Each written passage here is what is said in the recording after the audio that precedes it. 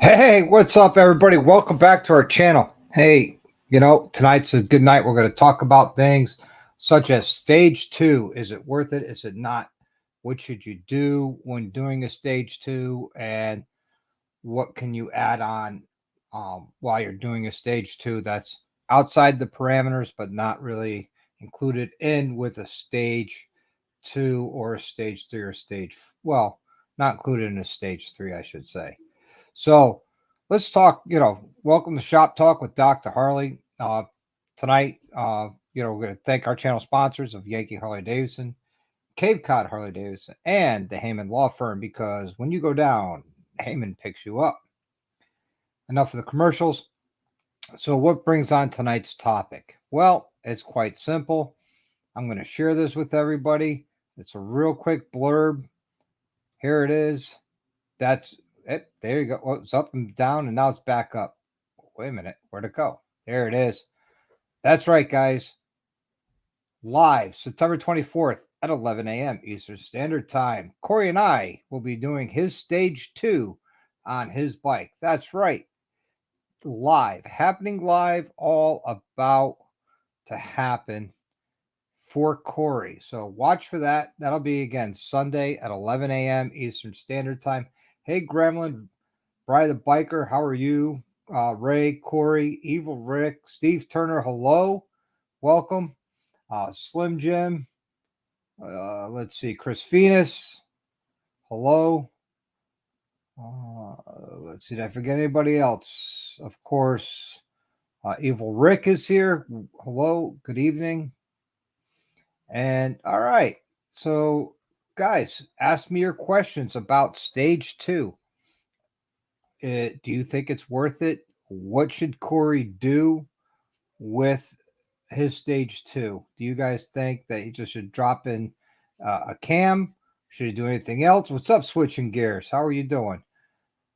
Joanne Polo, hello. How are you? DDK's in house. Wilkie. So, what do you think Corey should do with his stage two? I'll tell you what. Hey, Rhodey's here too. Welcome. So, I'm going to drop this in. The rules tonight, guys. We're going to talk about stage two and stage two only. What you think should go into it without. I put the link right here in the side chat. If you want to come on and talk about stage two, we'll talk about it. A lot of people think all you need to do for stage two is drop in a cam and tune it. Well, you know what? They're right, but they're also wrong at the same time. Because when you're doing a stage two, assuming stage one's already done and you already got your air intake, your tuner, and your exhaust, whether it's slip-ons or full exhaust. And so when you're doing your cam, you should always replace your cam bearings. That is a must. You should always replace your lifters. That is a must. Any movable part to it, that connects to your cam, you should replace. And it's that simple. And, do you need adjustable push rods or not? Well, that's where you got to look at the cam. They'll tell you right in the description of cam if it's a bolt-in cam or not. If it's a bolt-in cam, then yes, you don't need adjustable push rods. You can use your stock push rods that come with your bike. And that's all based upon the base circle of your camshaft. Can anybody in the side chat tell me what the best cam for a 103 motor is? What does everybody think the best cam for a 103 motor? That's my question, you guys, tonight. Let's see. What's up, Hells? Let's see. The MR 103, Andrews 48, Woods 222 is which one I'm going with? Corey. Nice. Those are some good cams. Why do you think those are the best? Hey, Hells, how you doing? Welcome. Corey says the one that fits your riding style. Exactly. There is not one cam that's the best cam out of them all. It is the best cam out there, is the best one that suits you and your riding style. And, that's when you have to be honest with yourself.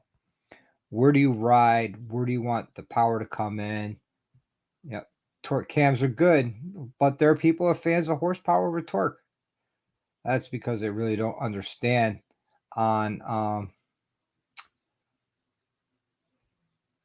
sorry, I got sidetracked to what hell's this comment here. Some people just don't understand what torque is, or what the difference between torque and horsepower is, and everybody always wants to get a horsepower cam when all in fact they really don't want a horsepower cam. I've actually did that for somebody. They told me they wanted a horsepower cam because they're into horsepower, and so we picked a cam, we ordered it up, and then I did the job for him, and he got it tuned, and he brings it back, says, I don't feel the kick in the pants that I thought I would with this cam. I says, oh, it's because it's a horsepower cam. You're not going to feel the kick in your pants. You're going to feel that with a torque cam. He goes, well, that's what I meant. And I'm like, well, what you meant and what you said are two different things. And that's why you got a different cam that you told me you wanted. You told me you wanted a horsepower cam, so we picked out a horsepower cam. Look at this. So, now brings into manufacturers of cam. Which one's the best one, do you guys think? Do you think Zippers is the best cam? Do you think Andrews is the best cam? Do you think Psychorama is the best cam? S&S, do they make the best cams? Woods, you tell me, what manufacturer do you guys think is the best cam? Oh, wait a minute. We got a new person to the show, Mr. Moto Noggin. What's up, man? What's happening, bro? Nothing much, man. Just chilling. It's my son's birthday today. And really? And you're on here with us, and it's your son's birthday. Well, he's 19. I mean, you only can celebrate so long. Yeah, well, it's not like you could take him to the strip club or anything. What's up, Tweedle? Yeah, else? Yeah, man, of course. I already put it in the side chat, but I'll put it on. Yeah, I'll put it in here again. Another rule: no more than a total of 4 people on the screen at a time. Dude, you can't start making rules, man. Yes, I can. I can do what I want. It's my show. No rules. No rules. Yep. No rules. You can't have rules. You can kick me off if anybody else wants to come on. But yeah. Oh, what happened? I kicked myself off because you said no rules. I know. The StreamYard does that where it drops the signal. I don't know why. No, I literally kicked myself out. Oh.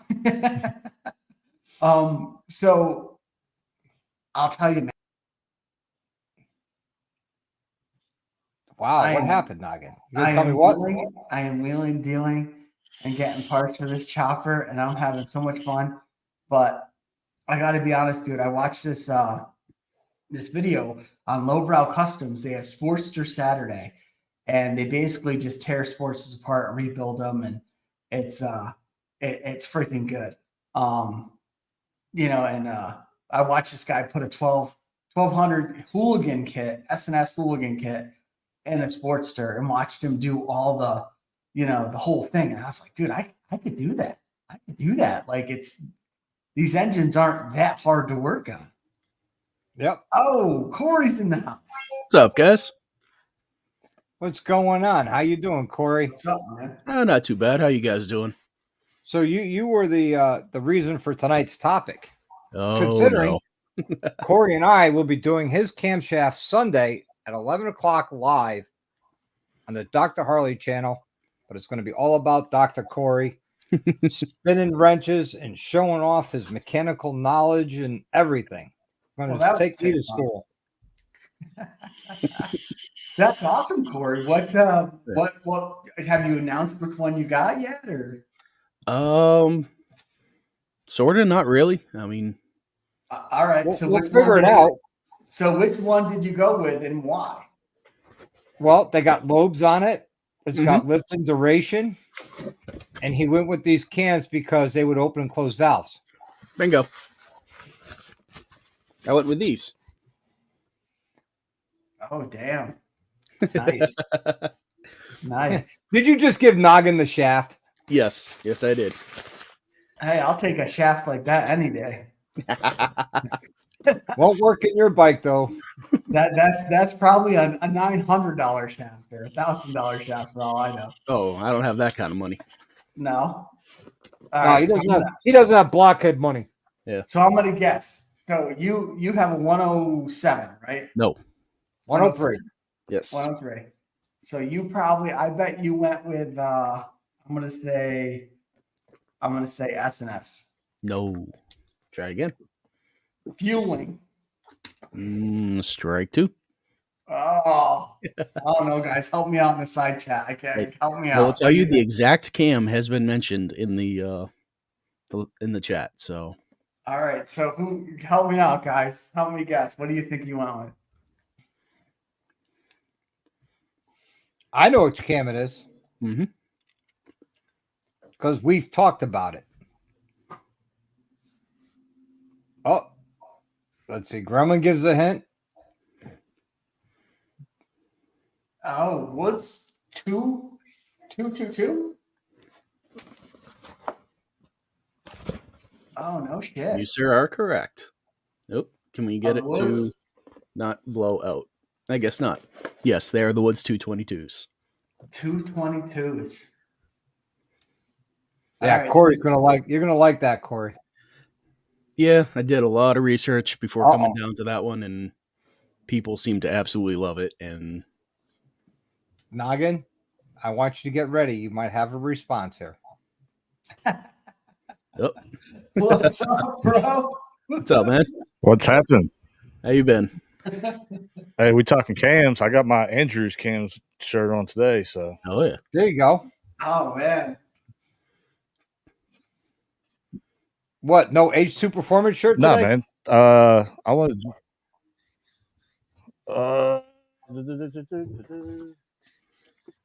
Hey, bro. Now that you're big time and you have, can you get me a S&S hooligan kit on discount? Ooh, very nice. Oh, nice. Yeah. I saw that Doc actually when I dropped the chopper off to Dr. Harley, he was wearing that shirt. Not that exact one, but one very similar to it. Right. Right. He was installing the suspension when I was there. Yep. Noggin got to see it going firsthand. Yeah, the front. I was there for the front suspension. So, camshafts. Mm-hmm. Els, what do you prefer, torque or horsepower cam?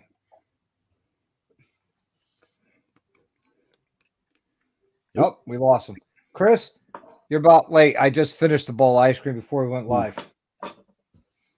Yeah, and I got to be honest. When I dropped the frame up, I noticed Dr. Harley kind of gained a couple pounds from all that ice cream. So Hey. we may not want to. He's just trying to compete.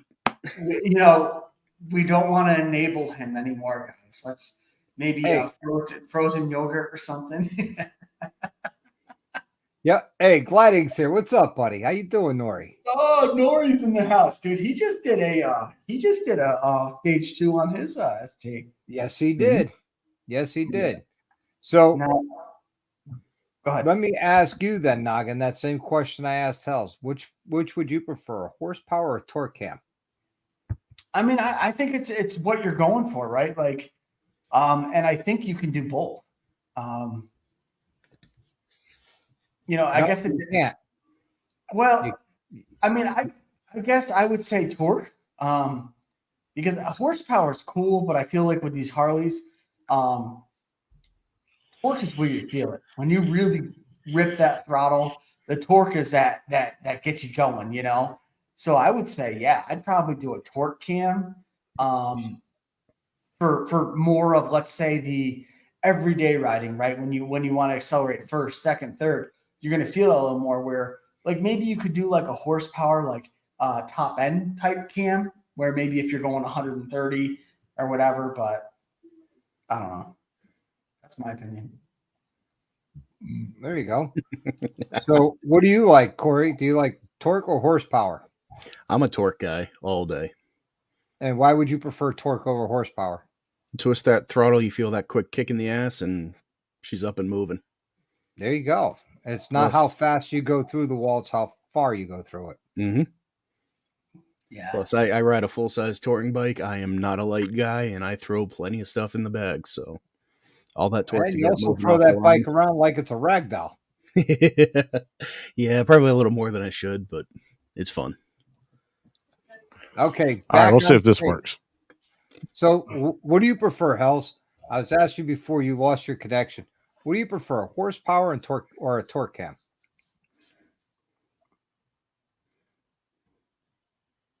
Depends. I'm not wearing any. I don't need them. Depends on the situation. Am I lagging again?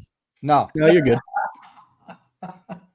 So, on your personal bike, do you prefer a torque cam or a horsepower cam?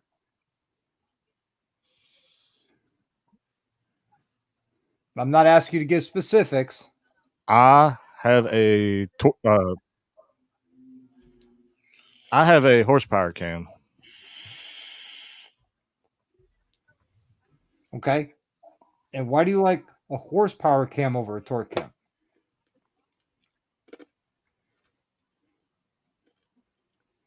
Oh my gosh. Can you guys hear me? Like, Yeah, as soon as I open yes. StreamYard, this thing just starts. Yeah, it dropped me off too when I first Okay. opened it.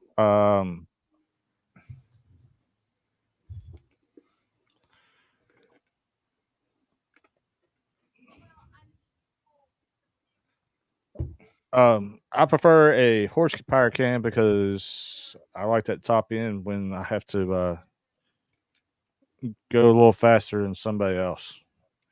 Okay. Okay. Would that somebody else that be on makes camera sense. or in the side chat?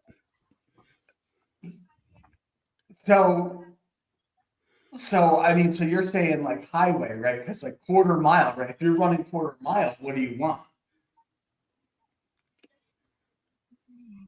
Well, in a quarter mile, you're in top end. Right, but what gets you there fastest? Yeah. You Well, want if the you're drag torque. racing, you'd want a horsepower cam for drag racing. Okay. Yeah, because the torque cam is your horsepower cam is how fast you get to the wall. Your torque cam is how far you're going to take the wall with you. So if I'm dragging that wall, you're not catching me, or you're not catching the wall. See, because that's kind of interesting because everybody else on this panel tonight chose a torque cam over a horsepower cam, except for you. It's just a little bit of a different experience and different riding style. Yeah. Well, see, I think you and I both have a very similar riding style, and I still prefer a torque cam. I don't know. I've seen Dr. Harley's. Actually, it's kind of slow.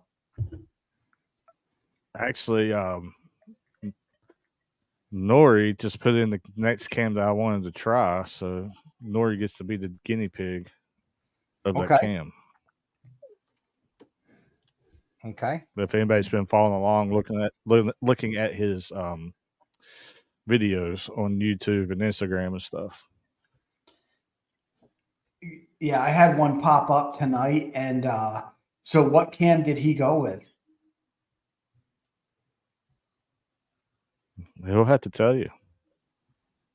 Oh, okay, yeah, no, because I saw stage 2 tonight, but I was at dinner for my son's birthday at this Mexican place where I ate a ton of stuff, but I was gonna watch it, but I didn't know what cam he went with. So, Hells, if you want, there's plenty of time to get here for Sunday, bro. And I got a spare room for you to crash in. Jump on your scoot and rip out of here on Sunday, and come hang out with Corey and I in the old OR. We can always use a heckler. I would be up for it. Except they canceled Crystal's contract, so we got to get to the next stop earlier than what we expected. Oh, okay. I'm That's sorry to hear, man. Yeah. Oh, that's what happens. Travel nursing. Yeah. well, it's their loss because knowing Crystal, I bet you she's as great as a person she is. She's most likely a better nurse than she is a person. Hell's So freezing. yeah, it would have been fun to come up there. But I mean, if so, are you On the saying road again. Where are you guys heading to this time? We're going to the mountains of West Virginia. Oh, nice. No shit. So when you hear banjos, run. Oh, dude, that's good music right When there. I hear banjos, I'm like, it's a family reunion. Woo! I love it, dude. West Virginia. So back to stage 2. I know, Hells, you know the answer to this, but Noggin and Corey and everybody in the side chat. Hey, Robert, how you doing? What do you think should be done besides the obvious when you do cams, which would be cam bearings and lifters?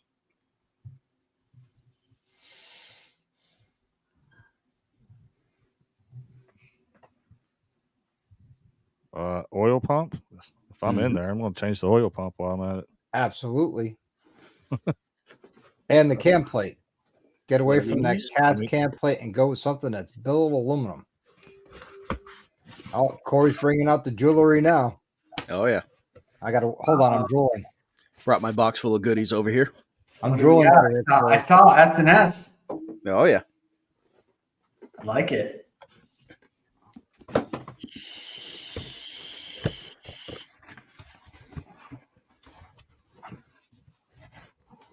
Uh-oh.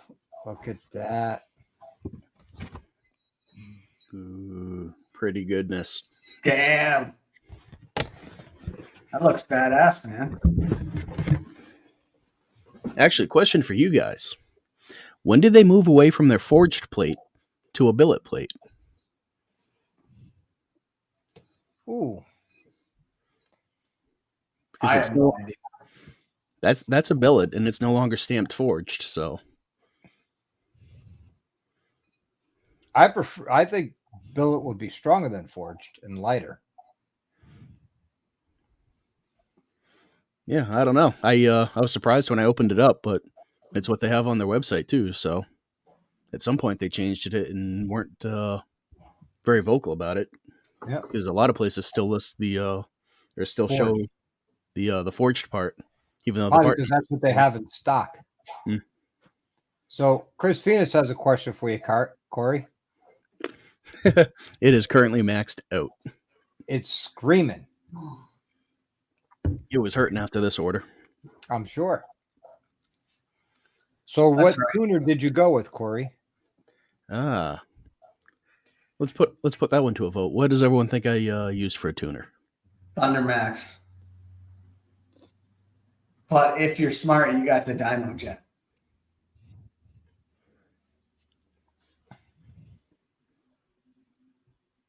What do we got? Anything?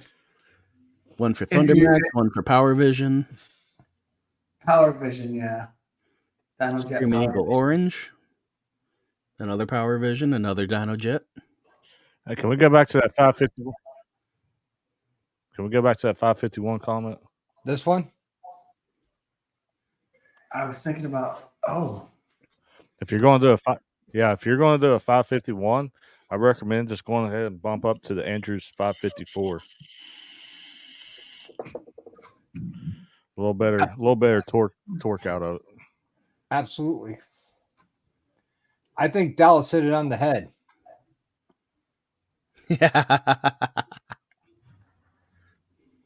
Mario Kart in Yep. 64. Yep. yeah, I mean, I don't know much about cams, or, I'm learning as I go, because I'm new to this. But that's the one thing I love about Harleys. And I just feel like, we're having these conversations and you guys have been having these conversations for 50 years before me. But Are you trying to say I'm old now? No, I'm just saying, people have been working on Harleys for a long time, and I just feel like Honda and Yamaha guys aren't having these same conversations, But maybe I don't know. Nothing against any of them. I'm just saying there's a culture here with Harley where Well, it's I'm going like, to go back and answer Gene's question he asked me earlier. How was the rally in New York? It was good. It was a different type of rally than I'm used to. There wasn't a lot of rally eye candy running around, and the partying was good on Saturday night, and that was about it. It was very quiet, very laid back, very chill. So here's another one, the PV3. Power Vision 3. Hey, Nori, Corey's doing his own install, but he's doing it here at the OR on my operating table. We'll be doing it live Sunday at 11 a.m. I don't know. I might have to drive out for that. More than welcome to. You want to come down and heckle Corey if you're froggy enough? Go right ahead. I won't heckle. I'll just enjoy it. I'll just Actually, sit back and watch, see what's going on. You're more than welcome to. Might put you to work. Yeah, I don't know, but no, that's awesome. I love that you're doing it, man. Getting that 103 hopped up. Nah, we're just opening it up a little bit, letting it breathe a little better. It's funny because like I'm new to this, like I said, and I hear good things about the 103, but it's like I don't know. I also I hear that the 107 is like just okay, and that's just what I've heard. But like I don't know if that's true or if I'm just misinterpreting that. But it seems like how are you doing? Well, everything's relative. I mean, the 103 was one of the strongest and most reliable twin cams produced versus the 107. It's kind of the base model. It's compared to the 114 and the 117, it kind of falls on its face. really. Yeah. So the 103 was the end of the twin cam line. So all the research and development was already done when the 103 came out. All the problems had been worked out. Like when they had the 88, the 96, and then the 103 came out. Then the 103B, which was balanced. And that was the first time Harley started working with balancers in their motors to help them last longer, run smoother, and be more reliable than previous 103s. And then when the 107 Milwaukee 8s came out, they had their share of problems with sumping. The oil squirters are loosening up on the inside, and to replace those, you basically had to pull jugs and pistons. The other problems that they were having was oil transfer from the transmission to the primary. So they had all sorts of problems with the 107 when it first came out, and that really didn't get fixed until, the sumping issues, sticking with the motor, the sumping issues really didn't get fixed until middle to late of 2019 when Harley came out with the third revision oil pump. And that oil pump is still being used today. So the 103 is a twin cam. So the 107 is twin. They're all twin cams now, right? From the 103 and up, or no? Because what's the M8? Is that a twin cam? 107. 107s is the M8. Okay, and is that a twin cam? No. Okay, so it's got a single cam like the Evo motor, and everybody's mentioning the 110 motor was strong but hot as fuck. Yes, and they also had their problems with the 110, the Screaming Eagle 110 motor. They had their problems with cracked casings and cracked cylinder walls and things like that because of the heat that they were producing. So, I mean, they had their issues too with the 110, but after you know, the 114 has been out, and like I said, mid to late of 19. All the problems worked out of it, and it's running great. Hey, what's up, Motoring in the Galaxy? Welcome. So, you know, the Milwaukee 8s are from 107 to include the 121 with the VVT. That's still a Milwaukee 8. So the 114, the 117, those are all M8s. Mm-hmm. Yep. The Milwaukee 8 was a ground up redesign, similar architecture, but they designed the cases for larger pistons, the cases to be able to support a longer stroke, and that's how they were able to build this next generation of, you know, your 131 cubic inch motors. Yep. Right. It's not physically possible in a twin cam. So But Right. So we, like the M8 was designed for it. 135. Right. 135, they're just making bigger pistons, bigger case. Yep. Or So- cylinder. And at Now- the same time, they added 4 valves per cylinder instead of the traditional 2 that the twin cam had. So it allowed the head to breathe better. Yep. So my wife asked, "What's the difference between a twin cam and a Milwaukee 8, or the M8?"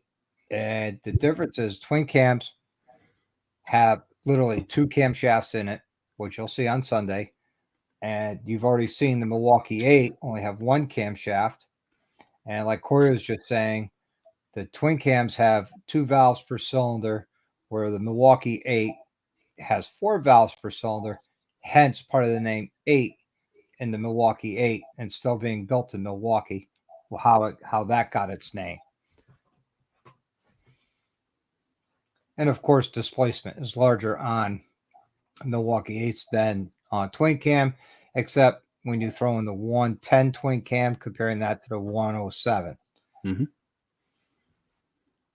And you can So- also make a 107 twin cam, which is a pretty stout little motor. Exactly, it is. Michelle is going to make you bake a tape patch. I think she likes you. Okay. Don't understand that comment.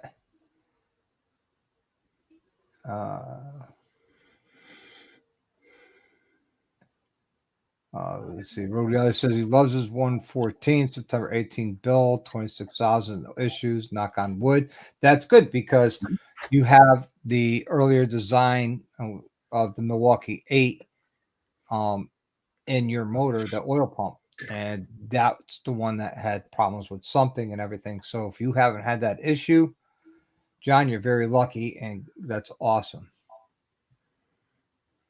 Twin cam 110 is a torque monster when upgraded to, yep. Let's see, cubic inches matter.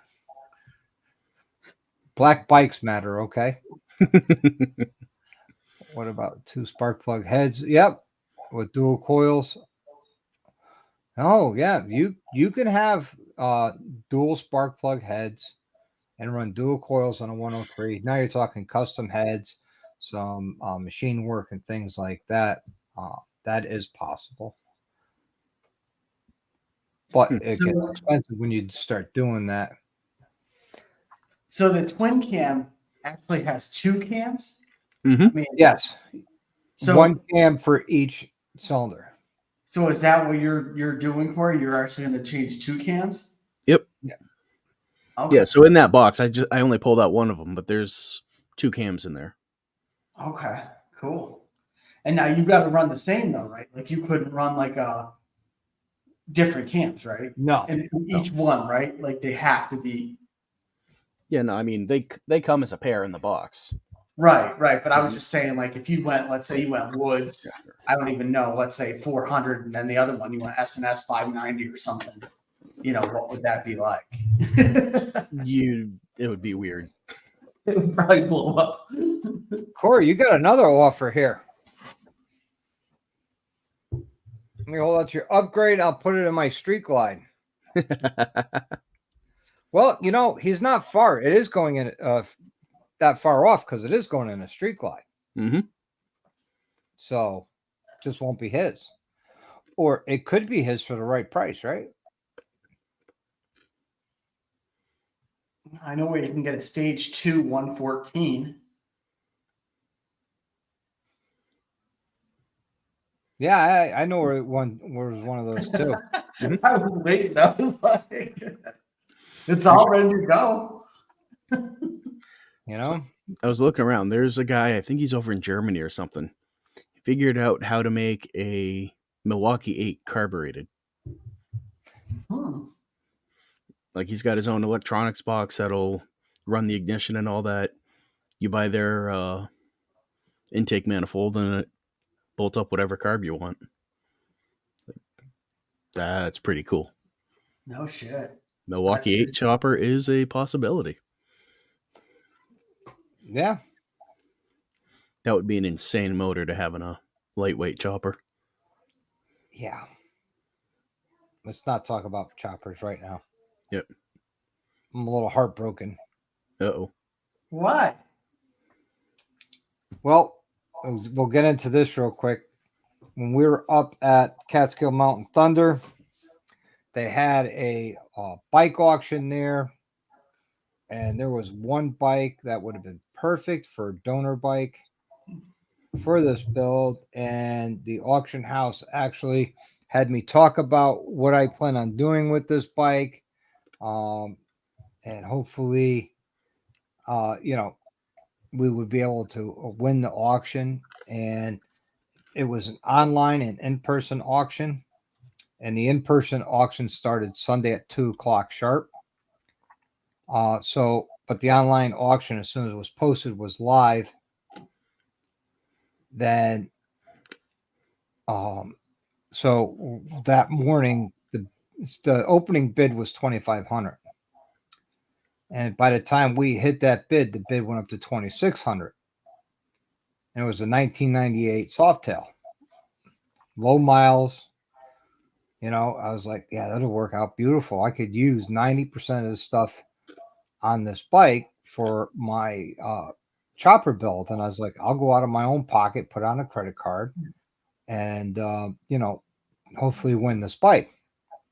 So the bidding came around and I registered for it. And, bidding opened up on that bike and it was 2,650. I went, whoa, 2,650. And by the time I got to think about a counter bid, it was already up over $5,000. What? And I'm Holy sitting there crap. going, guys, you do know it's a 1998 Evolution motor. The bike's Yeah, not worth $4,000, and you're gonna spend $5,000 plus the 20% auction fees. Oh man. Ow. So he's well over $6,000 at that point. Yeah, for a 1998 Softail. So at that point, I'm done. I'm walking away because that was the only bike that I could have used for this. It really broke my heart. So we left and came home. Yeah, but I mean, dude, you know what? You don't want to overpay like that. You know what? And there's so many bikes out there, dude. I see them all the time. I mean, like, me, I'm always on the things, freaking wheeling and dealing. And I'm working with a guy right now, and he's got a couple different Springers. He's got a 2002, same year as me. He's got tins. He's got like this guy builds choppers, and we've been talking, and it's been great. But yeah, overpay for something like that, Yep. I mean, here's a 1999 Harley Davidson Fat Boy, 31,000 miles on it, $4,500.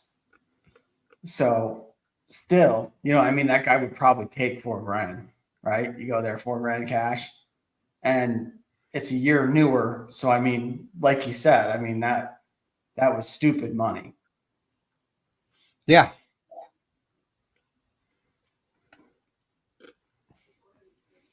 So, I mean, that really just, no,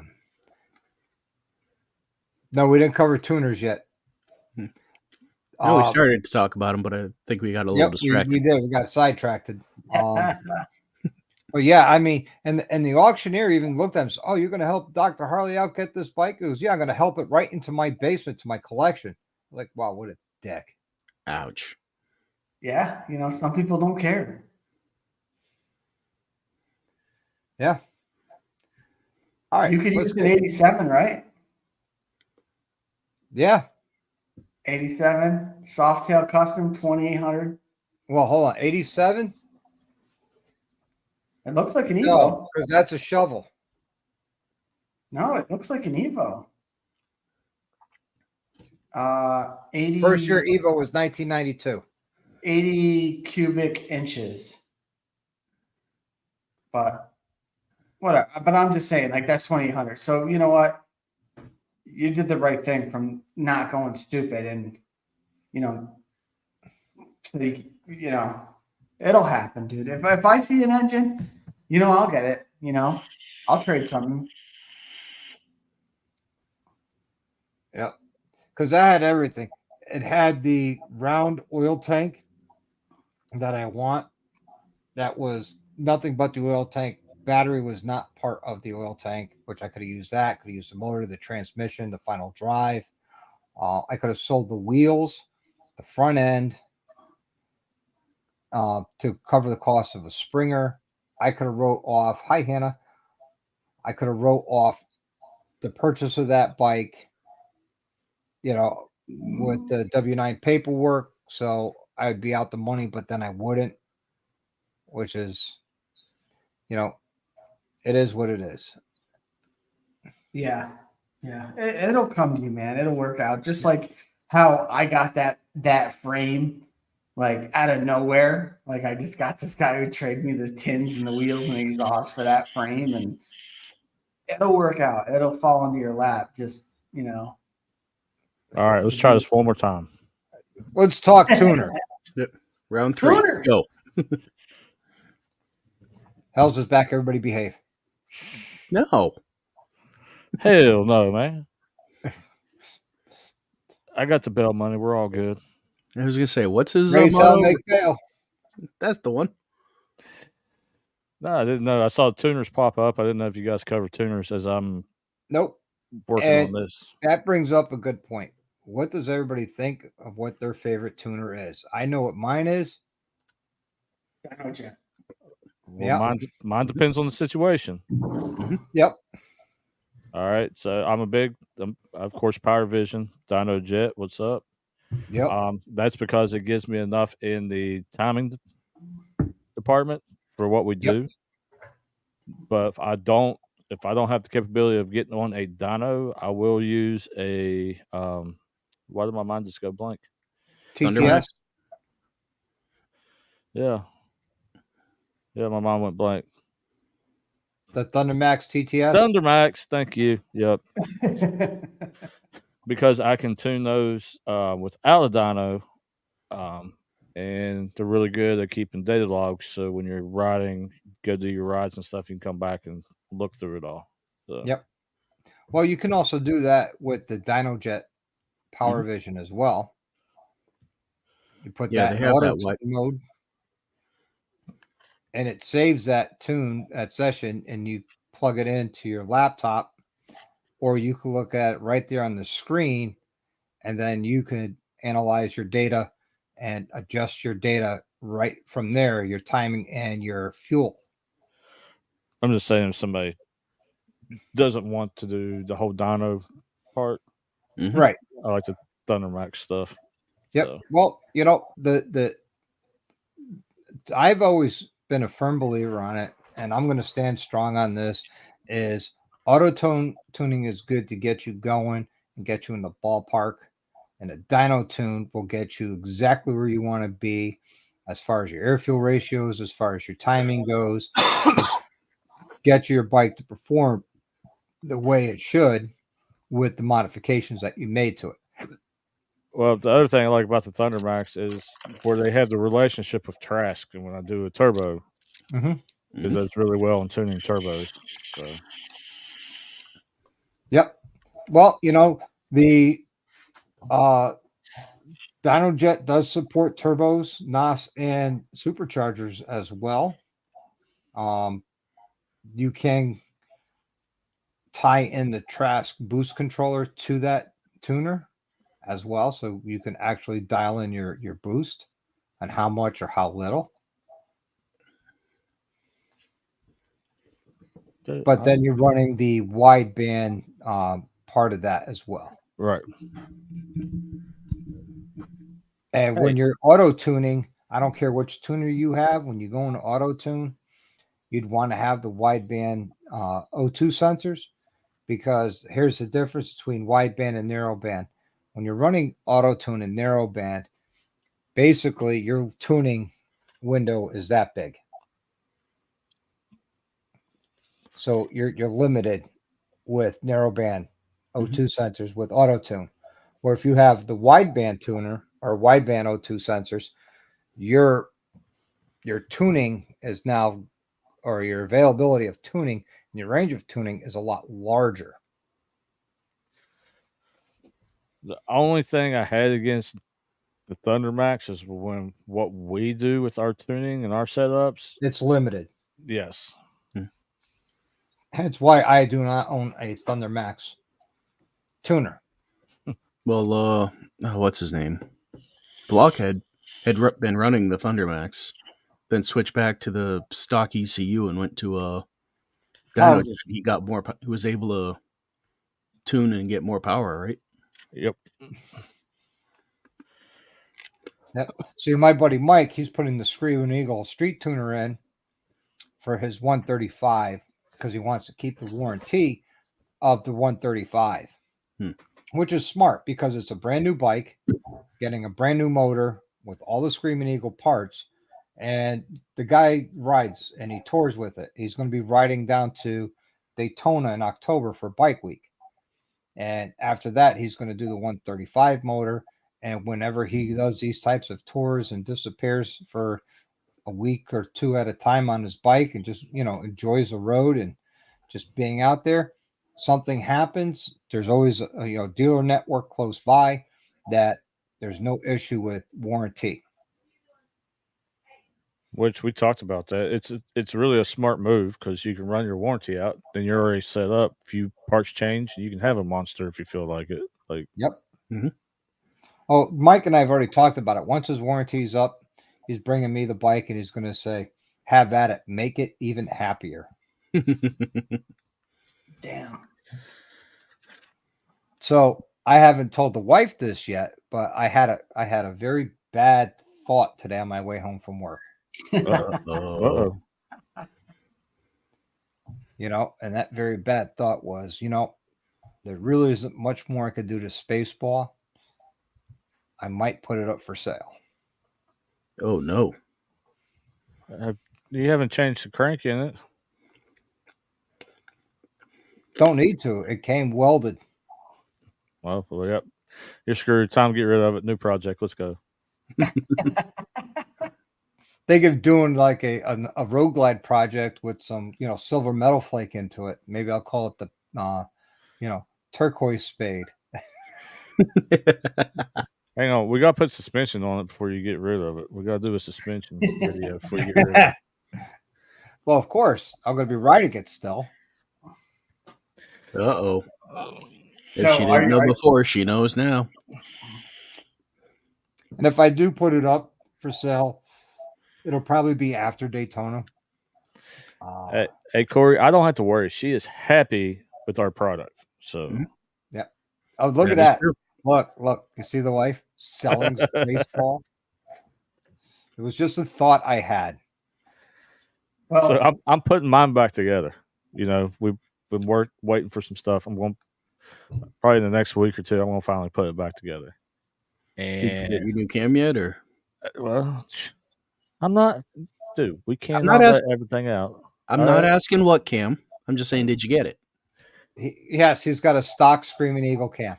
Yeah, I got a 255 Screaming Eagle cam. Don't worry about it. And he's going down to a 40 millimeter intake and throttle body. Yeah, that high velocity air system, right? Yeah, plastic.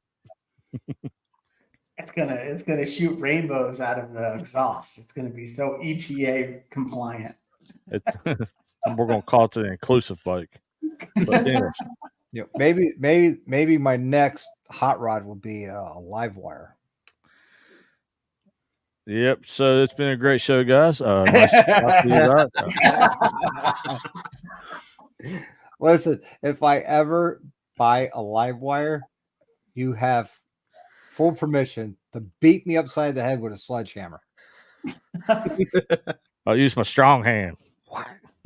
Nah, you just need your weak hand for that one because you got the sledgehammer. No, I was told if if this build doesn't last longer than the last build, then I'm getting a new bike. And it's going to be stock-ish. For a Yeah, week. I've been threatened. Nothing over stage 2 for a long time.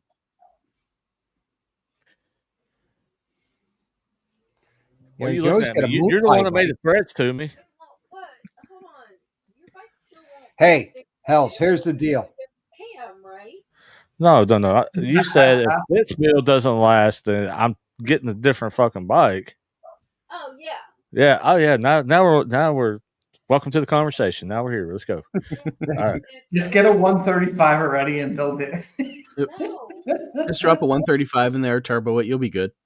Nah, just get a Nitro 148, a Nitro Methane 148 No, drag just motor. quit talking fucking stupid.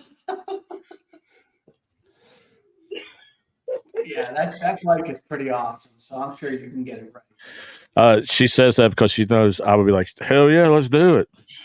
Then we're gonna start a GoFundMe for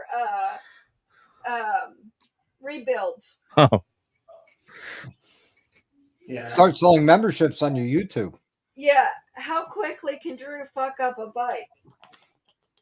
10 minutes. That's a wager. I just never thought it'd be Tweedle that would be the one that pushed him past the limit. Like, that's hey Noggin, just for that. Who's your daddy? you daddy. Mike wants to know the price on Spaceball.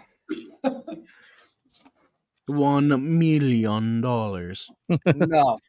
No. Well, I would wanted like know- to. I would like to get 30 for it. I know I'm on crack thinking that. I think realistically, I could get anywhere from 22 to 25K for that bike. Yeah, I was thinking probably 25 would be a solid price on that bike. Yep. At least. How about 30 $100 tickets and you can raffle it? I pay $100 for it to try to win it. Yeah, this is the same guy that said he's going to build a chopper and it's in a box right now. So It's also the same guy said he was going to beat you in Daytona. yeah, true. Damn thing was pissing all over itself and dropping parts. It was a bad trip for this. That's because you scared the mirrors off of them. It's funny. I read on the forums too that people were having problems with mirrors. I'm thinking my mirrors are fine. But Hey, threw a water bottle at us. Yeah, you did. yeah, dude. Tweedle's keeping count. Yeah. Time's running out, Hells. But like I said, we need to find a drag strip somewhere centrally located where we can go and we're going to do the YouTube shootout, bring whatever. We can do classes, we can do Sportsters, Softails, whatever. Run with your brung. No bracket racing, none of that. That's Line it. up. And Who We'll needs raise a for drag charity. strip? We just need a straight piece of road. well, Why, I mean, why a straight piece of road? All we need is a road. Who cares if Well, it's straight or if no it's prep. got twists and turns in but it? if we did it at a drag strip, we could record it, we could build it up, we could raise money for a charity. So just putting it out there. Are you putting it out there? Because like Yeah, Sportster us will mop them all up, baby. it's a lot more fun to go to Mexico and run them than on a drag strip. So let me ask you this, Nori. Mexico Racing. How League. many you daddies are you and Tweedle going to race for? Ooh. Now there's a bet. Oh, yeah, that is a good one because let me tell you what, Mr. Tweedle's been out there hitting my phone up, being on that bike every day, working on that launch, working on that shifting. He's I determined. I could still spank him if I had Crystal's lowrider, but it's all right. That's all right. I got the lowrider. Hmm. And I'm gonna have, and you know what? I'll have Crystal on the bike running it. I will put it all the odds in my favor for my bike to win. Sweet. I'll take the bets of how long it takes her to blow that comp apart. Let's go. What comp? What compensator? Well, then she's going to twist the fucking shaft. On the next episode of Doc Harley, I'm replacing the crankshaft. No, it'd be more like replacing a transmission that exploded. Because remember, the crank's welded. We're doing it, Tweedle. I did go break compensator. I know everybody knows you broke the compensator because you decided you're going to try to run a 114 against a 130. So I didn't say I was smart. Hey, Nori, I say go with the 10 U daddies between you and Tweedle. No, it's got to be better than that. it's got to be What? better. It was good enough for you. Well, yeah, it was, but I mean, there was a lot of other things that were talked about building up to this. A burnout at the Iron Horse, Tattoos. tattoos, Dildos. Yeah, I was going to say, don't forget the purple dildo. The suction cup purple dildo. Yep. Yeah, so That still needs to be on the table at some point. yeah, so Nori, and I think that's back on the table now. I am closer to Noggin right now, so Yeah, hell yeah, dude. But I want to put a hooligan in it. That's 1200 hooligan kit in this. you're not even allowed to put it in if you can't pronounce it. So shut up right now. What's up? He wouldn't be putting it in anyways. He'd be paying somebody to put it in. Yeah. No, I'm You'd be putting going to it Dr. Harley to do it. Yeah, the next 6 months That'll be the project. next live stream. It'd take him 6 months to tear it apart. Listen, Noggin, I got just a place for you to put that hooligan kit. It's called OF Performance right in Ormond Beach, Florida.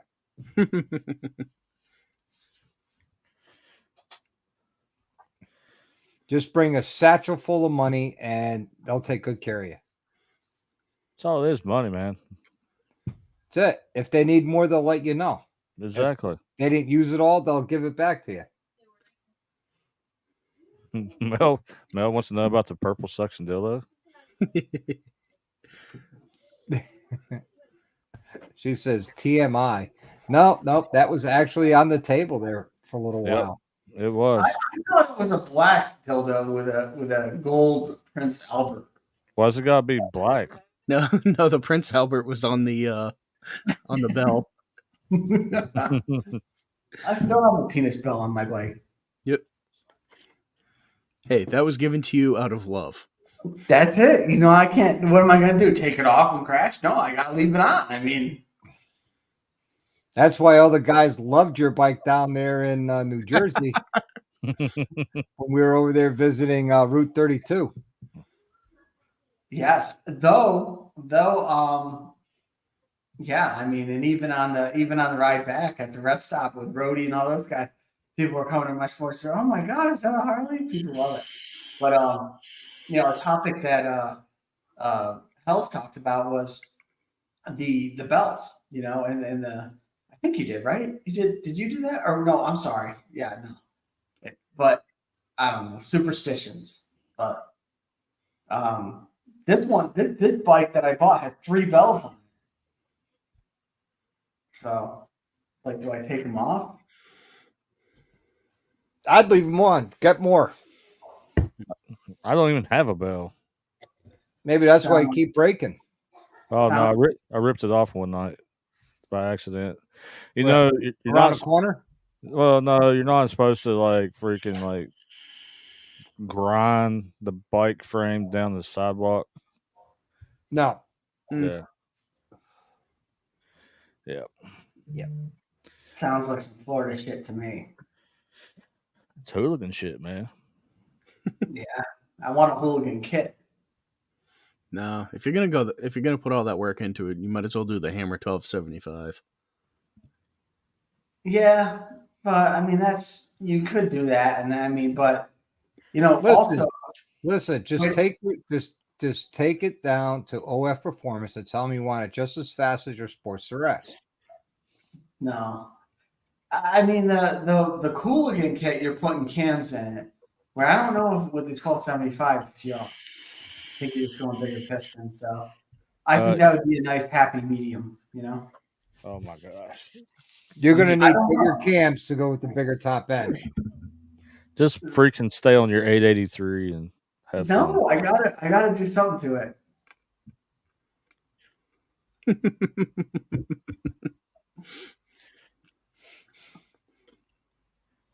Yep. Yeah, So, I'm new at it. I'm new at it. I know. so we All all right, know tuners. Noggin likes the Dyno Vision or the Dyno Jet tuner. Yep. I like the Dyno Jet tuner. It's a good all around tuner for all stages. Hells likes both, but depending on the build and what modifications. Corey, what's your favorite tuner? I'm a Dyno Jet guy. I figured you'd say you're a fuel pack guy, but it's okay. No, God no. Not the same I, one I, as I me. did my research before buying. The fuel packs are good for a stage one, but they get very limited once you want to go more. Yep. And they're almost the same. I mean, they're not much difference in price from the Dyno Jets. Well, depending on which Dyno Jet you get. If you get the Dyno Jet Power Vision tuner, that tuner is now $700. Yeah, I bought mine when it was like 400 or 450, I think. 450, yeah. Yeah. So same with mine. Oh yeah. Corey's gonna be out doing burnouts now. Do this build, he'll be out burning the tire off. I need a new tire next year anyway, so might as well fry this one, right? Yep. Well, how's your suspension? Awful. That's why you need to get suspension technologies through H2 Performance. It is very much on my list. So, I speaking got of that, it, Dr. Harley, I mean, I saw the video of passengers. Now, Are you coming out with the video on it, or where are we at on that? I already did. Yeah. You Yeah. don't support Dr. Harley awfully well. No, I mean, I don't know. had the suspension video come out at 8:00 on Sunday. Then at 8:35 was the suspension update from the passenger's perspective. Oh, yeah, I missed that one. That's okay. You can always go back and watch it. Yeah, no, I will. I will go back. But that's great. I'm glad you made the video. But what do you tell us what you think now? I mean, I'm sure these guys want to know.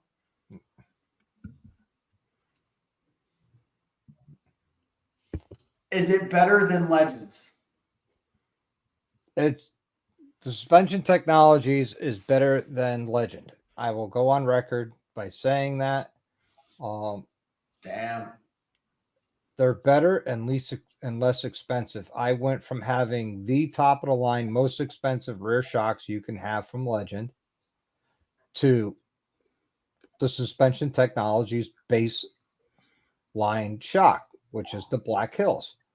And hands down, a much better suspension as far as comfort, rideability, as far as longevity goes on long rides, as far as cornering, handling, feedback from the road, a much better suspension. Damn. But that's just me. That's a ringing endorsement, though. I mean, because I think anybody that goes from stock suspension to anything better, Legends, Oleans, whatever, it's going to be like, hey, this is better. Like, this is better. It's so much better. But from somebody who has the top line of something to basically go to a different one and say, yeah, that's less expensive, but better quality. Yep. I mean, Well, in all fairness, I've ridden, of course, stock suspension for as little as possible because they're garbage. I've installed and ridden on Progressive, which is a step up from stock. I've had every flavor of Legend in the past.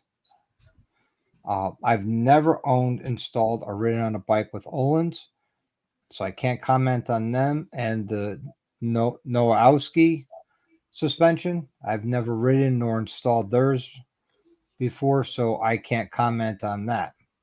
But as far as my experience between stock, progressive, and legend, hands down, Suspension Technologies is the better suspension. And I'm only talking with the Black Hills, which is their, baseline Cadillac feel kind of suspension, but yet like a sporty kind of Cadillac. Nice. And then they have, what's the upgraded one there? That'd be the race technology. Tweedle has it. He loves it. He says he feels glued to the road. And you know what? I feel like I'm glued to the road too, but I have a little bit more of a cushier ride. That's the big difference between the two. Yeah, that's win-win right there. I mean, and then Doc will be sending me the invoice for an endorsement after the show. Don't worry about it. It's all good. It's $1 billion. It's okay. But it's pretty cool. Yep. Pretty Brody, cool to get that I up. tell you what, Rody, I believe so much into the suspension. Before you buy it, take my Road Glide for a ride. Take it for a ride, come back, and you tell me what you think. Well, I just appreciate you guys supporting our business and helping us get started. Yeah. Hey, you know what though? It's a great product. Why buy from the manufacturer when I could buy from a friend, someone I consider a brother? Support him. It helps keep food on his table, and helps get his business up, running, and going. I'd rather do that because I'm basically supporting the manufacturer at the same time I'm supporting you. Yeah. Yeah. Yeah. Hell yeah. And just so everybody knows, Hells is working on Mike, who's the owner of Suspension Technologies, of coming on the Dr. Harley Wednesday night live chat to talk about his company and his suspension and how he developed it, not giving out any trade secrets or anything like that. I don't want him to do that, but why he started a suspension company. Yeah, yeah. And I talked to him, and he's up for it. Of course, Doc knows they just got back from OC Bike Fest, so they're still trying to catch up, wind down at the same time. And then he said he is all for coming on here and talking to you and talking to everybody about suspension technologies. Nice. Yeah. Did you point him towards my reviews and videos of the suspension? Yes, I did when I talked to him. So nice. Let's see. Tweedle says, "Come down here. I'll let you try the RTs." I might just order a set of RTs and throw them on, and then I could really see what the difference is between the Black Hills and the RTs. Mm-hmm. And that'd be a good comparison video too. Well, don't be spending too much because we gotta get the Softail stuff on Spaceballs. So listen, who said anything about me spending money? I'm ordering 3 or 4 sets. I could build in the fifth, 4th and 5th set into that. I'm already working on the Road Glide 3 guy of getting, suspension technologies. and a lot of people don't know that we build a lot of track specific suspension. See, my buddy Mike Jewett. Mike, if that's the way you want to go, bro, don't have to put the legends on yours. I can always sell my legend ARCs. They'll sell. I mean, for a good price. I mean, brand new, they're $1,500. Brand new, they're on the bike less than a year. And because I put them on literally right before we left for Ocean City Bike Week last year. And I took them off before we went, a week before we left to go to Catskills. So you're talking 51 weeks they were on the bike, maybe 10,000 miles on the shocks, I'll probably let them go for $900 to $1,000. I'll start at $1,000 installed, and someone says, "Well, I'll give you 900," and I'm like, "Okay, do you want to pay me to install them, or are you going to install them?" Or you trade them for a 80-inch Evo or a shovelhead. Maybe. Yeah, no, you throw those on Facebook Marketplace, they'll be gone in 2-3 days. Yeah. See? Oh, so if we have any Indian riders out there in the crowd, just to let you know, we do already build for the Scout and the Scout Bobber, but by the end of the year, we're going to have the full Indian lineup also. Really? Yep. Yeah, because I've heard that with the Scout, at least, same thing with Sportster. They need help with the suspension, I guess, because they're very inverted, on the Indian Scout Bobber. And people say that really sucks, but whatever. Mike, if you want suspension tech, I'm going to tell you, hands down, it is a much better suspension than the Legend. Mike was going to buy my Legend rears, but if you want suspension tech, I would suggest, because of the writing you do, I would highly suggest the Black Hills. We can order it up. We could get it here within a week, and you can have it before you take your trip down to Florida. Yep. Just saying, throwing that out there. Let me know you got a guy. I'll pull the trigger. Hell's, watch out. You might be getting an order for another set of Black Hills front and rear, but this one is for a Road Glide ST. 13-inch. HTO. Yep. Looks like that's sold. Yep. So, here's my order. Who's next? Come on, step right up. Corey wants one too. You know what? Oh, I want them. I just don't have the money right now. You should order a set for when you get your bagger. Yep. Why don't Get you knocking on a nice Road King? Oh, no, guys. I'm not that old yet. I'm sorry. That gray in your beard says otherwise. I still ride cool bikes, but yeah. Do it, You see what he says, Hells? He says, do it. Send him. I guarantee if I took my mono shock off here, which I pretty much know that the Sportster S has the same suspension as the I want to say the Fat Pop. If I took that off and I sent it to him, I guarantee he'd be like, "Yeah, here you go. Here's a new one." Well, I mean, Doc, you've installed the product. It's simple install, simple setup. They ride great, but for me, you just take them out of the box, put them on the bike. There's no setup. It's just an install. Yeah, 20 minutes for the back, taking your time. I could probably get the whole job done, and that's wiping my fingerprints off the body parts about an hour and a half if I hustle. Yep. I don't know how you guys Peanut tweak does them it before you so send them fast. out, or? What'd you say, Corey? Oh, no, sorry, Doc. Go ahead. No, go ahead. I was gonna say, do you guys tweak them and set them up before sending them out, or they have them tuned where you really don't have to mess with them? No, like when you order them stuff, I'll talk to you, and then I give all the information. And if you ever get to go to the tent, you'll meet Peanut. Peanut's really the main guy down there at the shop, Mm-hmm. and they do it all. So when it comes to you, boom, put them on, let them rip. Nice. Yep. Peanut's a good dude. If you've never met Peanut, he's actually a good dude. He's funny, but to watch him work, I mean, he's done so many suspensions. I think he's got them down doing front and rear in under an hour. Mm-hmm. Yeah, he was doing them on a trike when I met him up at Laconia. Yep. Nice guy. Yeah, you ought to see me and him work together because he's so good at taking them off, and he's taught me so well of actually rebuilding them that me and him can we can sit there and just dump front ends as fast as you can put them on the lift.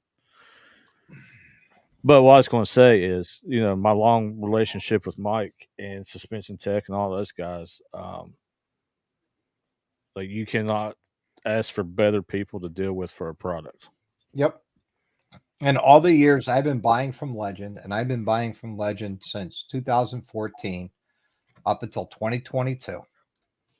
That's 8 years. I have yet ever to talk to the owner or anybody there, because every time I call, I leave a voice message and, my order gets filled, and that was it.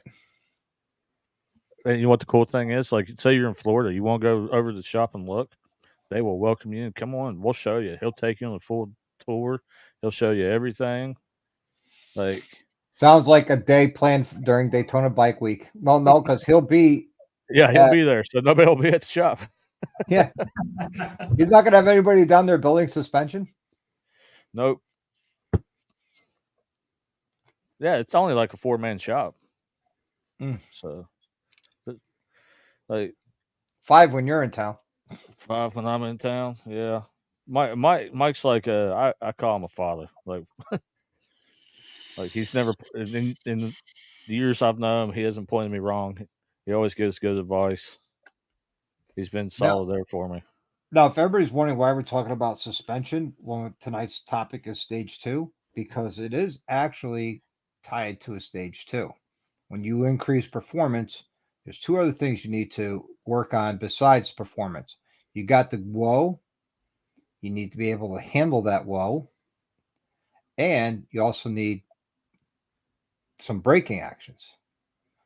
So there's some additional things that I always recommend that you do when you do a stage 2. And of course, nobody ever really takes you up on that, because that just dollar signs just ringing into their ears and burning a hole in their pocket. And I tell them, look, it's not required, but you will get more out of the bike with that. You know, you want to, if you're increasing your go, you got to increase your whoa, because I don't care what anybody says, the back of trucks, whether the pickups or tractor trailers or cars, they hurt. And the same thing with walls. They hurt. Steel and concrete hurt. So if you got the whoa and you're going to ride like a hooligan to keep it clean, or an asshole, like I would normally say, like I ride, then you're going to need to be able to, one, stop the bike and have the bike handle that type of power. That right now in Spaceballs is my biggest holdback of really opening that thing up and enjoying it, is I don't have the suspension, because that back tire breaks loose or the front tire comes up. I can't launch that bike hard. I have to launch it moderately. And it took me a while to learn how to launch it moderately. And I still try and launch it hard. And every time I do, I'm at, 3 o'clock. And it would go right to 12 if I let it. And I don't. Yeah, it's really cool leaving a light hitting 3 p.m., going from here to there. But, you're losing a lot of power, using a lot of power doing that. And you're not putting it where it needs to be, which is the ground. All right, Mike. Good night, my buddy. I'll talk to you later, brother. Mike's a true brother. I tell you. He's an awesome guy. Awesome guy, man. I met him. He's a great guy. Absolutely. I will second that 100%, man. Brakes don't matter. If you don't strengthen the clutch, you won't go. Yeah. Well, to me, a stage 2 includes some sort of clutch upgrade, whether you do a full clutch kit or you do a variable rate pressure plate. And Spaceballs has a stock clutch kit in there. Plates, friction kit is how it rolled out of the factory down in York, PA. The only thing different is I put 30% stiffer springs in there and a variable rate pressure plate. And I went from a 2-piece cable to a 1-piece cable, because with those springs, I didn't trust one little plastic piece to hold that cable together. So how are you liking that ASMR? I like it. Because like I said, I'm stock clutch plates and for friction and steel. So I didn't have to spend the money there. The MSR was,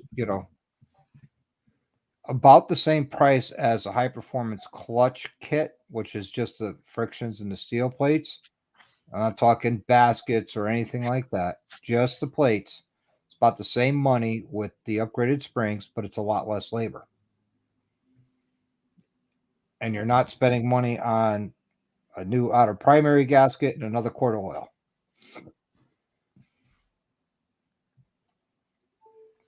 So I wonder, stage Yes. 2. So H2O performance. Are you guys gonna have a like a stage 2 package that you guys recommend, or what's like, kind of be like, hey, this bike, this and this, kind of like what SNS does with their hooligan package, or any of the companies do. They say, well, we'll pair this with this and this. Are you thinking about doing something like that? Who, me? Yeah. I don't need to. I got people like Doc that knows what they're doing, so I don't have to worry about it. Right. But I'm just saying, That's this guy down here in the corner, Corey. yeah, but I'm just saying for H2O performance, is that the goal? It's H2. I'm not H2. a water. Whoa, Oh, it's not H2O? water. No. Water's better. Water sucks. Gatorade's better. Whatever. I'm just saying. Like, okay, fine. My mama's saying. Dude, Everybody I fuck up everybody's name. So My that's my noggin saying. All right, so H2 is primarily suspension. That's what we do. It's not like it's not really anything to do with performance. That's everything else. Now, we are in the works right now working with a few different people on some other products of ours. It's just stuff that it's not suspension related, but we do see a lot of it, and we've ran into problems of finding the products. So, Yep. we're mostly suspension. I stick to what I know, suspension. Talk to Doc if you want to go faster. I just Buy like a to Trask ask Turbo. Just didn't know Nitrous. Hey, I talked to Nick about their new systems and stuff they've been working on. I'm like, really? When it comes to thinking about it, if I had to do it over again with these new systems that they have now, I wouldn't go with the big bore. I'd smack one of them on there just let it eat. And 200 horse. Yeah. No, what are they doing with these new systems? I know you've alluded. They changed the turbo. They changed a lot of stuff with it, wastegates, turbos, and because of the way they redesigned their system, the longevity of your oil cycle has been stretched to a normal maintenance cycle, to where it used to be half the time period. You could go to performance FO4 stage 2. I think he meant OF performance. I don't know. I think he meant go to you could go to OF performance 4 stage 2. Yep. Now, Tweedle will tell you I didn't steer him wrong with how to build his bike. Nope. His bike's making some good numbers. The only problem with his bike, it needs a better rider. And it's got Hells, am I wrong? Am I wrong, Hells? Well, all I can say is he's trying to do burnouts and he can't do a burnout, but yet I've done it on that bike. I'm like, it does it just fine. Really, I think that bike deserves Crystal. Dude, Crystal on that bike, holy crap, I'd be in trouble. We'd all be in trouble. She'd mop the fucking earth with us. Good night, XAN. Have a good one, buddy. It's the sea chicken. The sea chicken. The bronze sea chicken. That's the reason why I won't do a burnout. Yeah. Oh, so he wants me to bring the CVO down. He doesn't want me to bring Spaceball down. See, that's the difference between me and him. I'd run you on Spaceballs with that bike. I ain't scared. Do you know who I want to run on Spaceball? Oh, Blockhead on Goldzilla. I think that'd be a good matchup. you'd smoke him because you're a better rider. I'm just telling you. Yeah, he's definitely ridden a lot of different bikes. There's a rider and there's a rider. Right.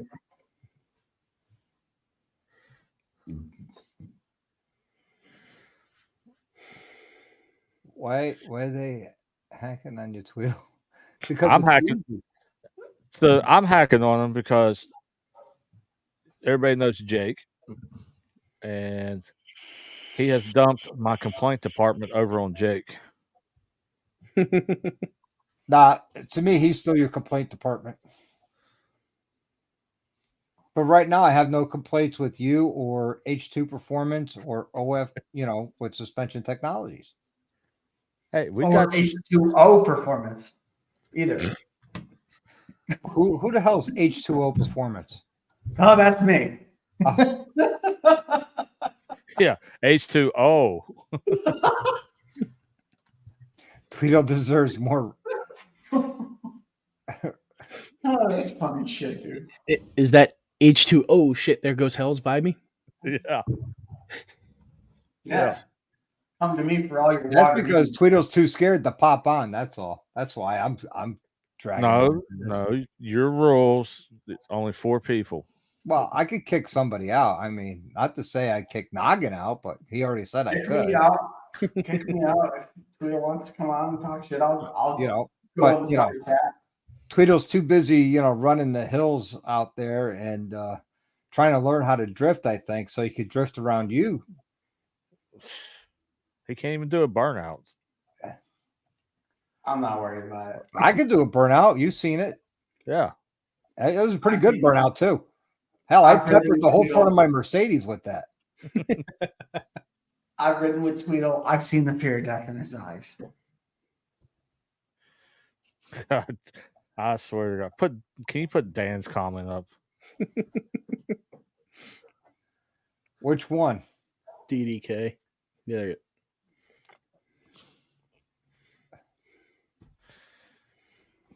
No. That when you come to my shop, I get you a bowl of ice cream. No, that's a whole dirty truth to give me shit about because riding to the ice cream shop. What's wrong with ice cream? I like ice cream. Jeez. A guy tries to make a point, and everybody is all stuck on the freaking frozen cow juice. Yep.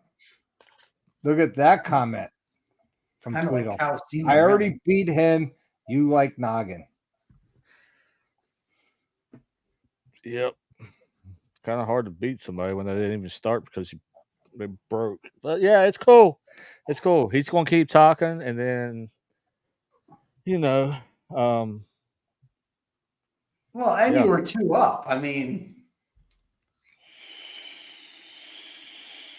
if we're gonna be fair here, we gotta level I think the playing. I think it kind of leveled the playing field. The fact that I was 2 up and he was solo.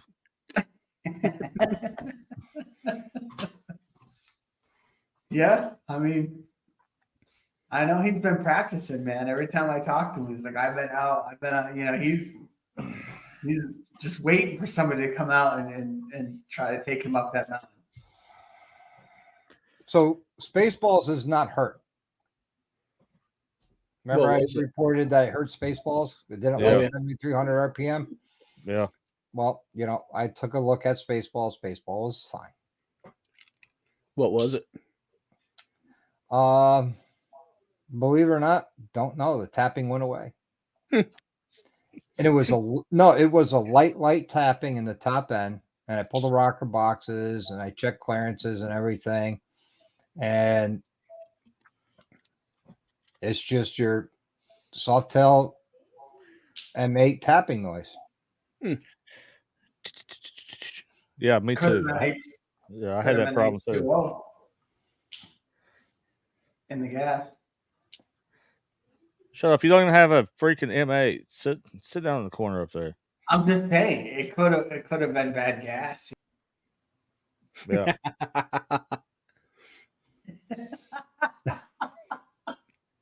Oh, Are you saying you had bad gas? dude, Yeah. They sell gas X and stuff like that. Little Beano. be no gas. I like to see I don't have Spaceballs. that. I like to see Spaceballs run a E85 tune and see what it would make. That could be interesting. With some E85 in it, yeah.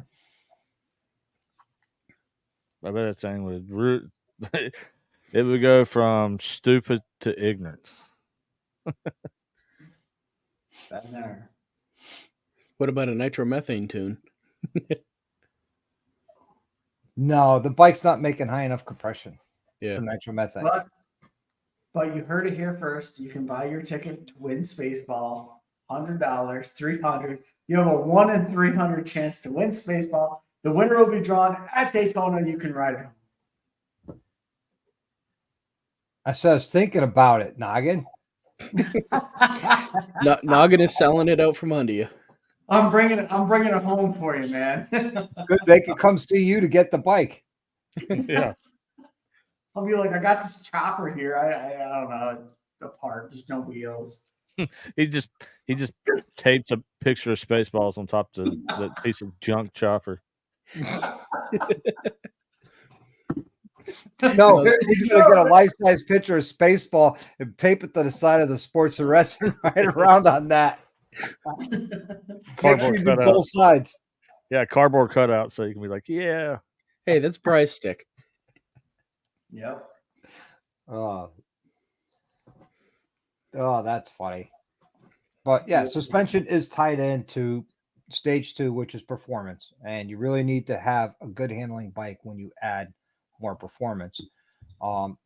Anybody in the side chat or on the panel think I'm wrong, please correct me. I could tell you with my stage 4, I could definitely tell I need a suspension. The problem is the one I want is not available. Couple more weeks. Calm down. I'm calm. I'm just saying that's the only reason why it doesn't have it now, because it's not available. Literally, Dr. Harley is right there on the list because I keep a list of first people up, and Dr. Harley's right there on the It's list. going to be done at Daytona by Hells. And Nori and I and Tweet are going to stand there and heckle you.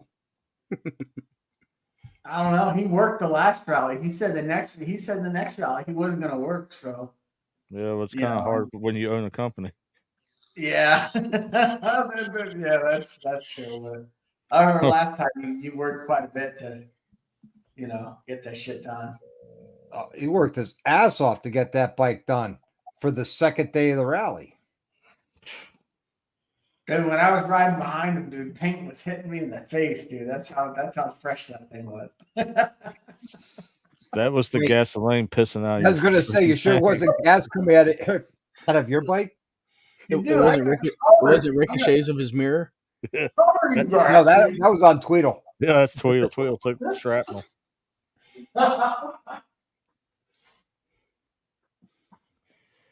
Gremlin says, delegate. Don't worry. Hells will have plenty of time to party with us at the Cackleberry and everywhere else. Like Tropical Tattoo and all the other places. I'm such an animal. I'm such a party animal. I can see that. Yeah. It's like tonight, I'm drinking water. Mel goes, you want a cocktail tonight? It's like, no, not tonight.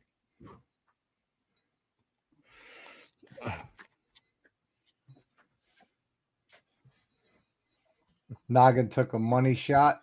Yeah. What's that?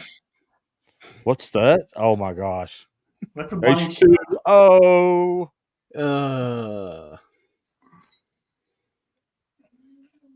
Oh, be in front of me sure. again. Of course not. You got that badass fucking bronze chicken bike. Dude, my sports ass will eat that shit up. Oh, here we go. He knows it. I mean, dude, hell's bike was faster than mine. I mean, because it didn't shut off. But I mean, I kept up with him, and his bike's fucking badass. I mean, he was like a mile ahead of me, and I caught him, and then kind of kept up. He caught me because of traffic, and then once traffic got Right. out of the way, and then I just and we were right there. I was right there. Those guys were back. yeah. there. If you want to say within a few miles, you're right there. Then you were right there. All right. I was so close. He was telling me like back off. He had motioned me to like. Now I'm losing my memory, but I don't Hey, remember that. so if anybody's buying this, I'm selling the Brooklyn Bridge. Dude, I'm telling you, these are real life events. But anyway, I wish you recorded it. We got done. He goes, "Holy crap! That thing's like a crotch rocket. You ride that thing like a crotch rocket." Yeah, dude, he was, dude. It was impressive. I mean, honestly, that's the craziest I've ever ridden. It was awesome. I loved it. But I remember thinking to myself, could you imagine riding like this every day? Hey, Noggin, that's how we ride all the time. I know, dude. But according to the internet, we're idiots. So yeah, dude, that is not, you know, it was fun though, man. It was beautiful weather. It is fun. Like, okay, it's crazy, it's out there, but at the same time, like, yes, what we do is dangerous, but at the same time, it's not like crazy danger as in we're making everybody else around us like super unsafe, like cars and stuff. No. I agree. It was a great time. I always say the car should just get out of our way. Crystal just said it's dangerous with someone with no experience. That it is. That's a true statement, though. If somebody doesn't have that experience to be riding like that, ride your own ride. You know, don't feel like you have to. I decided switch. You know, I flipped the switch and I was like, "Let's go!" And I just wanted more of it. But it was a good. You got the adrenaline rush. Oh my god, yeah. Dude, but the problem is, once you get used to that, the adrenaline wears off, so you got to ride faster. Mm-hmm. I'm smiling like crazy. I was just like, oh, he was, dude. He looked like a freaking virgin that just got laid. He was back there just smiling. Yeah, dude, it was awesome. What did you do? Take him to a massage parlor? Yeah, she loved him a long time. Or did you take him down the Villages? I love STDs. No, and then like an hour later, Tweedle and Crystal come rolling up, and then we hope, you know, it was like they were way back there. You know what? You know let loose on you. I will sit back and be like, girl. What's that? You kind of froze up there, man. Did I freeze? Yeah, you hiccuped. I said, next time I'm going to let Crystal have Adam. Oh, she'll spank him. Yeah. She probably would. I'd let her ride my bike. She'd probably beat all of you. No, see, Crystal's not that feminine to Crystal ride. would love my bike. Crystal would love my bike. Trust me. Put that thing in sport mode. No, I can tell you right now, she thinks it's the most LGBTQ plus sign minus division whatever made, man. That's fine. Still fast. Yeah. Okay there, Ricky Bobby. You ain't first, you're last. I'm on fire. Say it. Say it. If you don't chew Big Red, well, fuck you. There goes my monetization. Yep. I do love Baby Jesus. I do love Baby Jesus. Darn, I'm going to lose out on that. What, 60 cents? If I'm lucky. Dude, 60 cents? You're high roller. Yeah, you're a high roller. Damn. So where's Tweedle? How come he hasn't hopped on here? He's scared. He said we were seconds behind you all. No. See, even Chris thinks a lot of women love the sports dress. Well, it is a new era where we can't tell the difference between men and women. So I know. I love my sports dress. Yeah, it said the same thing about the V-Rod, but now all of a sudden people are trying to buy V-Rods. Well, it vibrates faster. It feels better. Yeah. See, my wife goes, I like a knucklehead. well, explains why she married. Tweedle needs the link. You see why I married such a great woman? I'm kind of scared to let Crystal and her together. Oh, that could be an interesting combination. It could be dangerous for me and Doc. Oh, hell. Just picture you, Crystal, Mel, and I all getting together. I think That'd we need be to one make hell this of happen fun. Noggin, be ready with some bail money. Yeah. Lots of it. Yeah, I mean, I think that would be a good time. If only we knew a bail bondsman. This is the same woman that was about to get in a bar fight with Paul Yaffe. Okay, we need that story. Oh, you haven't heard that story? I have not heard that story. Oh, so we went up to that, up to Wisconsin to the little get together for all that stuff, and we're in the bar, of course, meeting everybody. And, AO3. Cool as can be, Oh man, you know these guys. It's just cool to sit there and talk to them. Well, as the night goes on and people are drinking, they saying, "Oh, like Paul's like, hey, let's whoop somebody's ass," and Crystal's like, "Yeah," and they're like, they're looking for somebody to pick out, and I'm like, "Oh my god!" Like them two, I'm like, "No, you two sit down," like, and then they picked somebody out. I'm like, "Oh great, here we go," and that guy actually comes up between me and Paul at the bar. Well, I reached around the guy's shoulder that was standing there and was rubbing on Paul's cheek. Oh yeah, I was starting crap. Crystal, there goes Crystal standing up on the bar stool, like ready to give the people's elbow, and I'm like, oh my god. What up, Tweedle? I'm sorry, Noggin is Not much. delusional. You're not Tweedle tonight. Somebody hit their head. I just had to remind them. I mean, don't your bikes shut off at like 125? No, I'm not going to say the speed it shuts off at, but it's much higher than that. But it's funny because my wife tells me that every day. You're so delusional. Like, dude, that's exactly what she says. But here I am. Yeah, my bike don't shut off. Remember that. So I'm going to go on a limb here. I think Tweedle knows you as well as your wife then. Yeah. Noggin's an open book. If you can't read them, there's something wrong with you, apparently. Well, hooked on phonics did not work for me. Yeah, no. Well, I mean, look at him. He's sitting here right now, and the gears are slowly turning. I mean, he's about to say something stupid in about 5 seconds.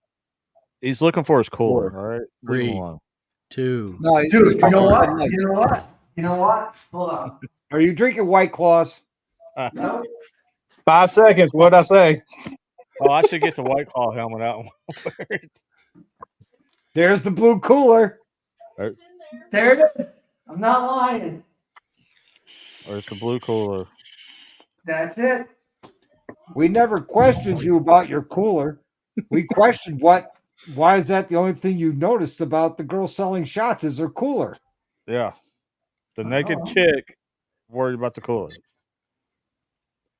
I mean, she wasn't really that hot. Tweedle and I were too busy doing shots off her ass, and you're looking at her cooler. No, that was a different one. No, hang on. No, that was a different chick. Yeah, but same thing, though.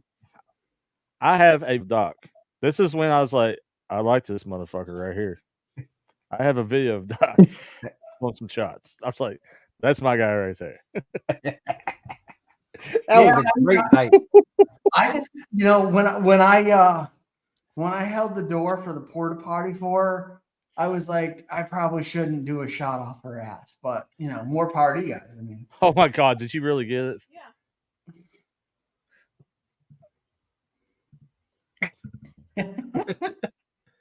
Oh, jeez. What did I say? White Claw. No, I'm drinking Coors Light because I can't drink Bud Light anymore. It says white clam on it. Red beard. Don't ask me where the red's coming from. I have no idea. I got the White Claw helmet on. Apparently, I'm part mutt. Nice, dude. I like that. Good night, Chris. Yeah, Crystal won it. It started just by sitting next to the dude that's over the top of White Claw or something. And they got in a Shit. conversation, getting You know what's drunk. funny, Hells? My wife saw that video, me doing the shots, and I get a phone call the next morning. I started doing shots off of broads' asses now, huh? And I'm like, well, it fell off. Wow. It's okay. I'll be your guy for you. Just blame it on me. It was hell. Yeah, but you forgot the one that dropped on the ground. That's what I just said. It fell off. It fell off, and then Tweedle showed you how to do it, and then you did the second.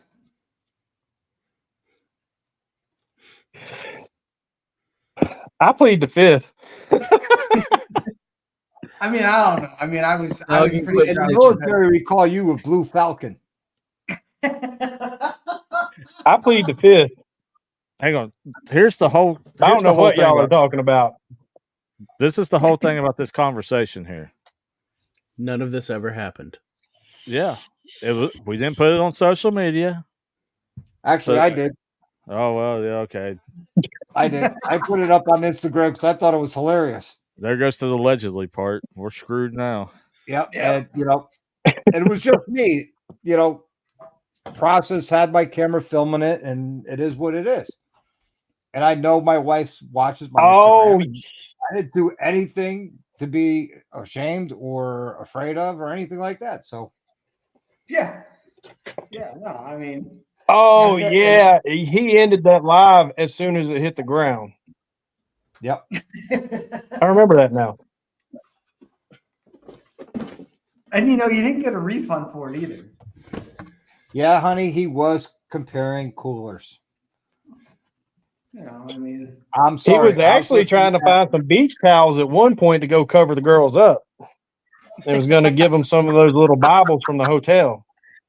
well, I was just curious, like, why would they do that? But I mean, whatever. I mean, it's fine. Why? Because they make more money when they dress like that. They're very comfortable that way. And Yeah. and you know what? And I gotta be and honest. who am I to tell them to be uncomfortable? No, and I gotta be honest. Everyone there treats them with respect, and they have a good time. Everybody has a good time, and it's a blast. Hey, Crystal. Hi, Crystal. Hello. Crystal was there that night. Wait, is she talking? We can't hear either of you guys. Are Yeah, you might are be on muted. mute.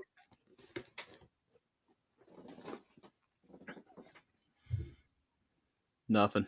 No audio. I feel like that's a win for me, though. Oh, oops! I accidentally touched the thing. Here you go. I said it's not that difficult because men like tits and ass. Exactly. But the Some problem men like is, none tits of and those ass. girls yeah, but none of those girls had tits.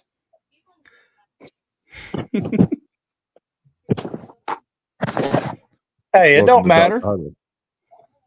If they're small or big, it's still boobies, and guys like to look at them. Nipples. Yep. The hell Noggin Yeah, do? I Go get in the forgot. corner? Probably. Yeah, Cry in we the see corner. corner. There, better. Yeah, there you go. Boy, the company just got better. No H2O. With the sports Wait, yes. Wait, did he say it like H2O? Oh, on the sports, yes. Oh, he's back. H2O. it's a great marketing thing when you can, get people to remember something else because I don't know. When Yeah. I saw those girls, the only thing I was thinking of was tits and ass. And Yeah, but I mean, none you of were them had you were tits you were there. ready to wrap them up, saying you need more clothes on. None of them had tits there. I mean, if we're gonna be honest, like you get a girl with some big titties there, she would definitely. Well, Yeah, why do you she think would clean up. they were selling shots to save up for some? Mm-hmm. Yeah, You I'm know, like, Yeah, they're trying to put themselves through college, Noggin. I mean, come on, cut the poor girls a break. no, they ain't. there was where was I think I was in Laconia, where the tip jar says tips for tits because I have none.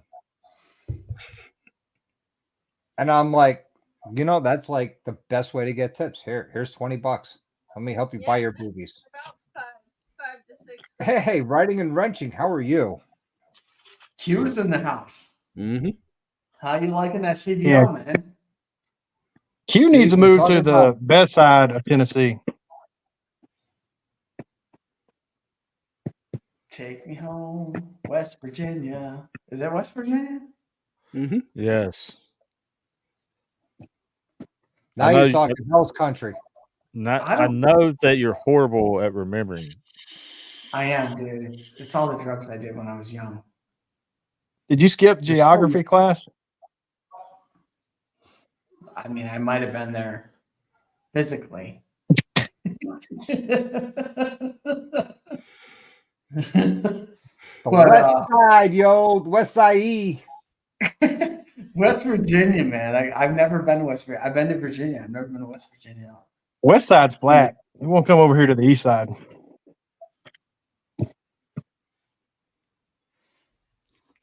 So how far will you be from him, Tweedle? I'll be in How far Middle will I be from Tennessee who? next year. Health, right? Because Tennessee's next, isn't it close to West Virginia? Hang on. About I'll say 5 it to hours. you. I'll tell you. Be about exactly. 5 Not like hours. Tweedle made a run to Ohio or anything. Yeah, I already ran up to Ohio, ran down to Florida. Mileage ain't nothing if you really want to go somewhere. That's right. It's my Yeah. boy right there riding, supporting.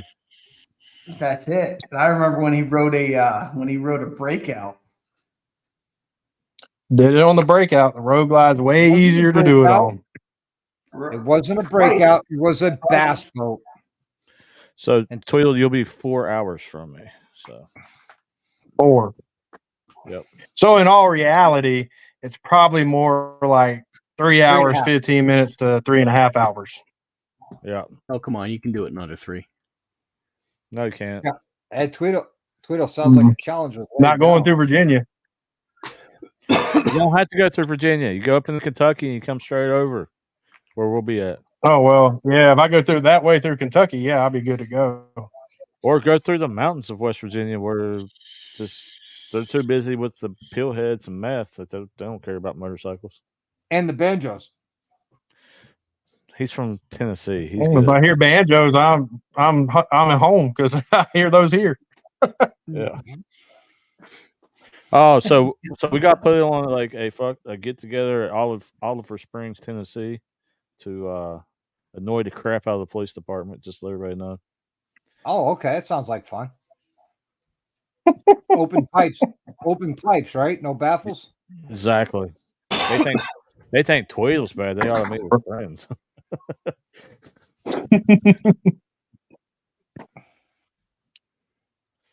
I've done handled all that. We have one more incident, then it's on. Oh, look at that. Tweedle got Dallas is what? already asking, will Hells be visiting Tennessee anytime? Well, I heard there's an event coming up that there's a lot of people I want to meet, so I might come on down. Oh, damn. That's a month away, right? Yeah, it's not long from now. I'll be right back. Corey's like, yeah, I gotta get a drink. Corey's like, I'm out of here. Let me get the bourbon. I really wanted to go down to that, but I got a wedding and it's my wife's birthday, and All I can hear is excuse after excuse after excuse after Just excuse. tell us what the real excuse is. The Sportster, yes, won't make it. Dude, I'll take the sports dress anyway. You know that. I ain't Like, gonna I beg. got a better excuse. I'm poor. Like, Yeah. that's a legit. Listen, after 5 rallies this year, I can't afford to go. And next year, with Daytona, Gettysburg, SSTL, and then Loretta Lynn's, that's going to tap me out next year. Well, lucky for me, I got Smoky Mountain Rally, the first annual rally that's going to be over here in Maryville, starting on, I think it's September 30th for a week. So I'm going to go over there, probably opening weekend with DDK, and then I guess I'll be going solo after that. Is that Maryville or Merville? It's Maryville. It's Maryville. Marvel. If you go there and say Maryville, they're going to light your ass up. It's Maryville. You just drop the Marvill. That's it. Maryville. No, it's spelled like Maryville. Yeah, it's like the town in West Virginia that's spelled hurricane, but everybody's like hurricane. Yeah. Hurricane. Well, you got Wartburg down the street, and they call that Wattburg. Where the hell they get the P from, I don't know. Well, it's like up in Corey's area, you know, you got Worcester, and it's pronounced and it's spelled Worcester, but it's Worcester. Yeah. Oh, yeah, my girlfriend's town, Coalfield. It's spelled Coalfield, and they call it Cofield. So, welcome to Tennessee, I guess. All right, I'm back. I can speak Tennessee, just don't move my lips. Marvel. So, Corey, we're talking about how towns are pronounced, and your town, which is Worcester. Oh, that's an easy one compared to some of them. Try Leicester. There is a Worcester Bike Week if any of you guys want to go. It's a lot of fun. Chopper show. Yeah. Gremlin, are you saying you got crabs in Maryland? They sell a cream and a comb for that, buddy. But no, Maryland's the best place to get crab if you want to like crab cakes or steamed or grilled crab. That's the best place to go is Maryland. Yeah, it's like going to Maine for lobster. Bingo. Or Louisiana for gumbo. Lobster. Yeah, I was about to say go down to Louisiana for crawfish, but okay. The crawfish works too. Mm-hmm. Or I'd rather have crawfish than crab and lobster. Well, they call them crawdads. Not crawfish, or crawdads. You got some people call them crawdads, some call them crawfish, some call them crayfish. And some call them mud bugs. As long as they're boiled, I don't care. Well, why you gotta boil them? That's how you cook them. Well, before you boil them, you got to put them in clean water and let them purge to get all the mud out of them. Then you go and throw them in, you know, your typical shrimp boil stuff, Cajun way. You throw them in with shrimp, and it'll cook them. Pretty damn good. Next on Dr. Harley's cooking. You got to break it. You got to break it in half and suck the head. If you don't suck the head, you're not doing it right. Hey, it's part of you got to get the eyeballs and the brains. You got to do the same thing with the New York City Rats, man. Oh my god! Get the mud out of them. Boy, did you hear that tweet? And Hells, you know, it's Dr. Harley's cooking thing. It's like, you know, Tweedle's beyond the microwave. Hell yeah! Yeah, I doubt I'll bring that back. I'm not even allowed to use the microwave. What are you talking about? Like I tear up so much shit that I am limited. I barely get safety crayons. All right. Let me ask you, Hells, what don't you break? That's a good question. That would be a great 60 Minutes episode. Let's see. She buys him the squeeze jelly and the squeeze peanut butter so he can make PB&J. And he still breaks He'll that. break the knife. Hot Let's see. He Pockets. breaks balls. He breaks bikes. He breaks people's will to live. I mean, He doesn't break promises, though. That's the thing. that's a good point. So No, that he does not. no. So we found one thing that Hells doesn't break: it's promises. Yeah. So if I ever tell you, I promise I'm going to do this. Done, did, You- guaranteed, told you so. You heard Take it an here. act of God for it to not happen. So to recap, Corey, you're doing a Oh, You're doing- Dallas, that'd be great. When I come down, we do a crawfish boil. SNS cams. Nope. SNS. Wait, what are you doing again? Tell me again. The stage 2. Yep. Doc I know, got it. but what? It's above your head, Noggin. No, It's on I a saw real- SNS something. We're It's doing on a parts. real. There's an SNS something. It's on a real Harley, so Noggin's confused. Hey, Are Noggin, you we're going to doing come down on parts. Saturday and watch? Oh well, Saturday is my Sorry, kid's Sunday? birthday.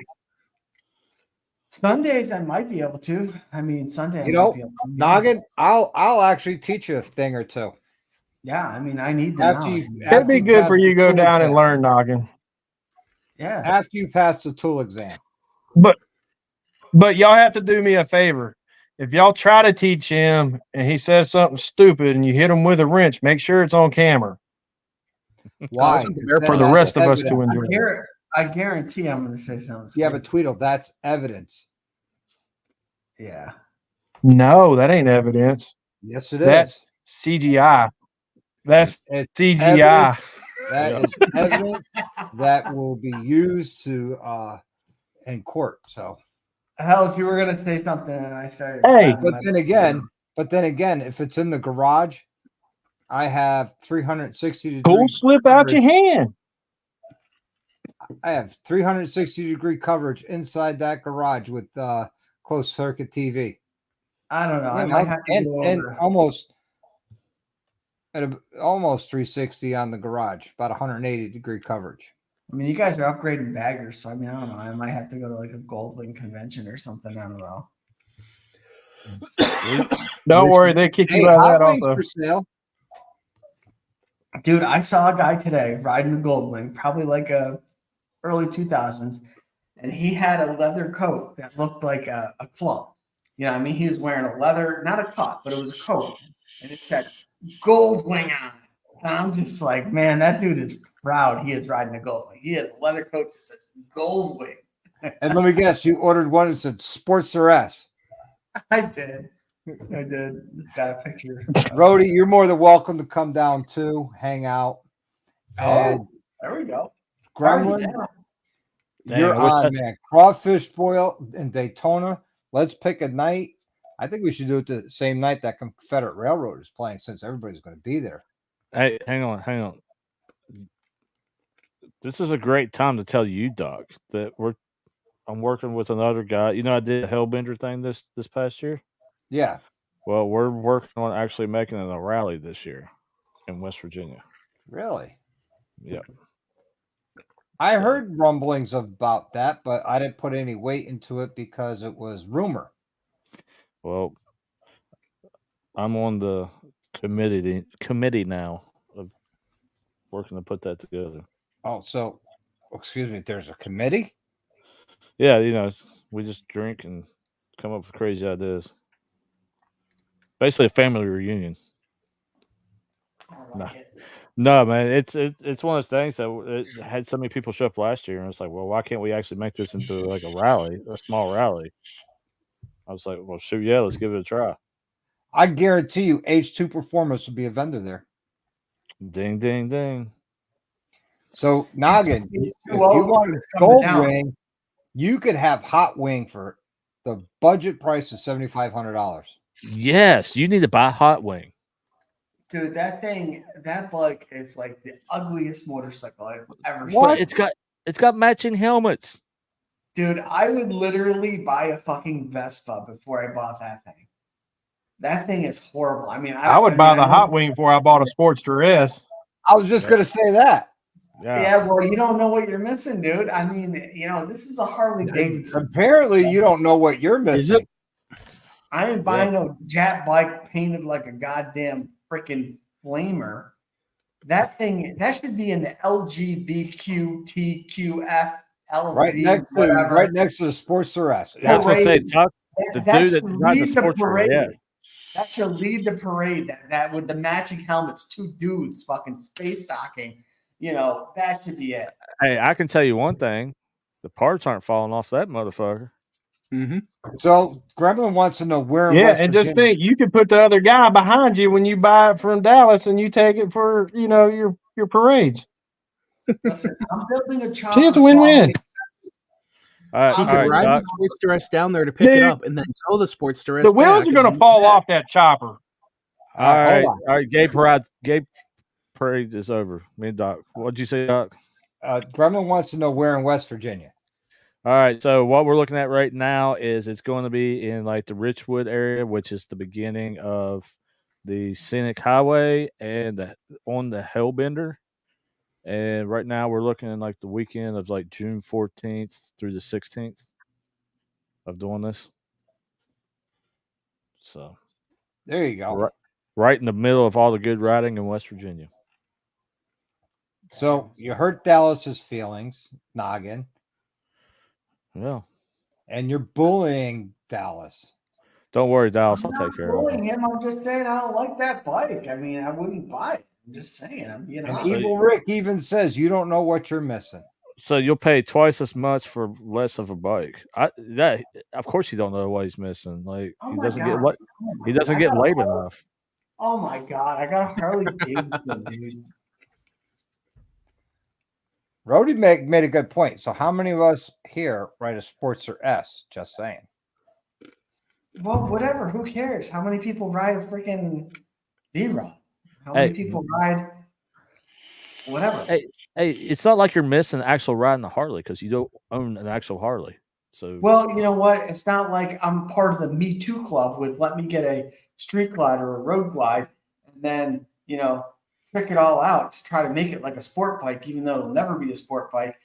And I'll just put the big antenna on it so I can fit in with the gold links. what? You want to find out? That was He's like, what? that's a horrible freaking rant right there. Yeah. Dude, that was me coming like off the cuff. I'm sorry. I've had too much to drink again. Yeah, next time make We notes. can tell. Have more. Yeah. Well, you guys, but seriously, I'm building a chopper so I'll be accepted into the community.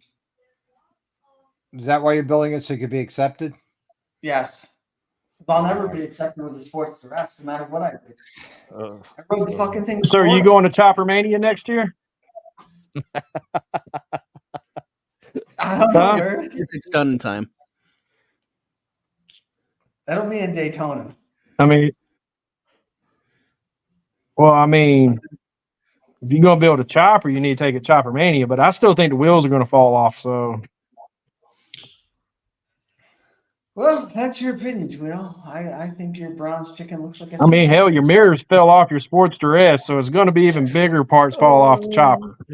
Oh my I don't gosh. know, dude. All I remember is you bitching at like 90 miles per hour. Your front end was going like, wah. Yeah, it was. Danny I don't have that T. problem no more. Danny Yeah. D'Lo, my brother. Hey, Danny, here's the link, bro. Hop in here. Yeah, please bring some sense into this crazy conversation. What's up, Danny D'Lo? I don't know why you guys always Hey, turn on me.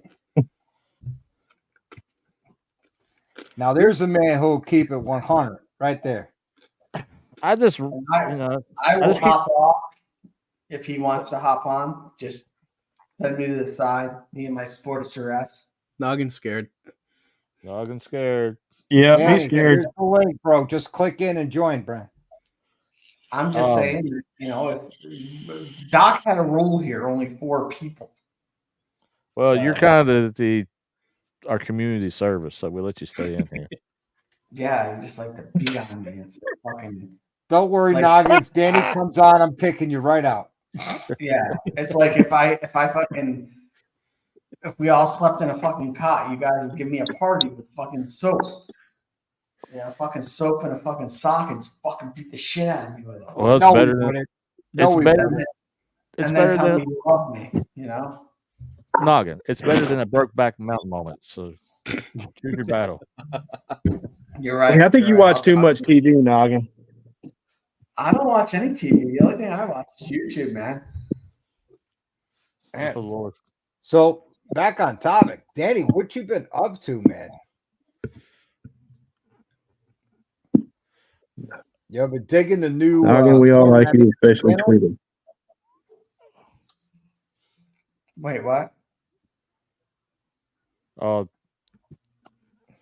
Tweedle can't read silently. He's got to read it out loud. Yeah.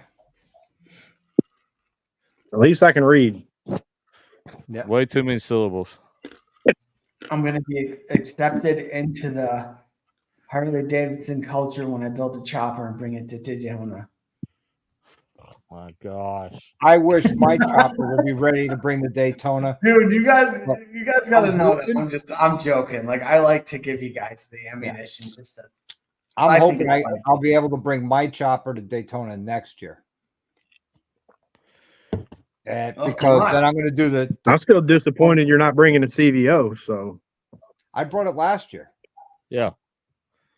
I want to see. the yeah, but chopper it go to wasn't the built top of last Willys. year. It's all right. Dallas is obviously It's drunk. fine. I guess I'll just have to run Spaceball. Yeah. Yeah, why you scared to run Spaceballs? You don't No, want I just figured I'd race something that's closer to my class. Oh. What, a Vespa? I'm not Noggin. Listen, I know you're not me, but I'm telling you what, I've seen Spaceball, I heard Spaceball. You want none of that. I bet you I could spank you using Noggin's buck. You could.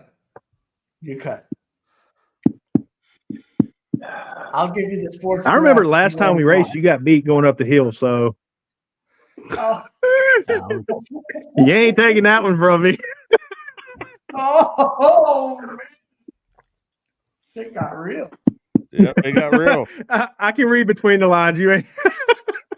Next time we are doing a legit. Like we're going to go out of a dig, and I'm putting you on blast. So that's March. Hey, what are you, 15-1? You can let me have the one, damn it. You almost had me when I was spinning, coming in second gear one day.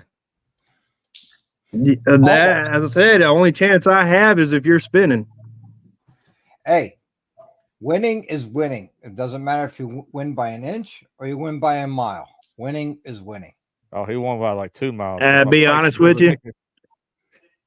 Be honest with you, it's about the adrenaline rush. I don't give a shit if I win or lose.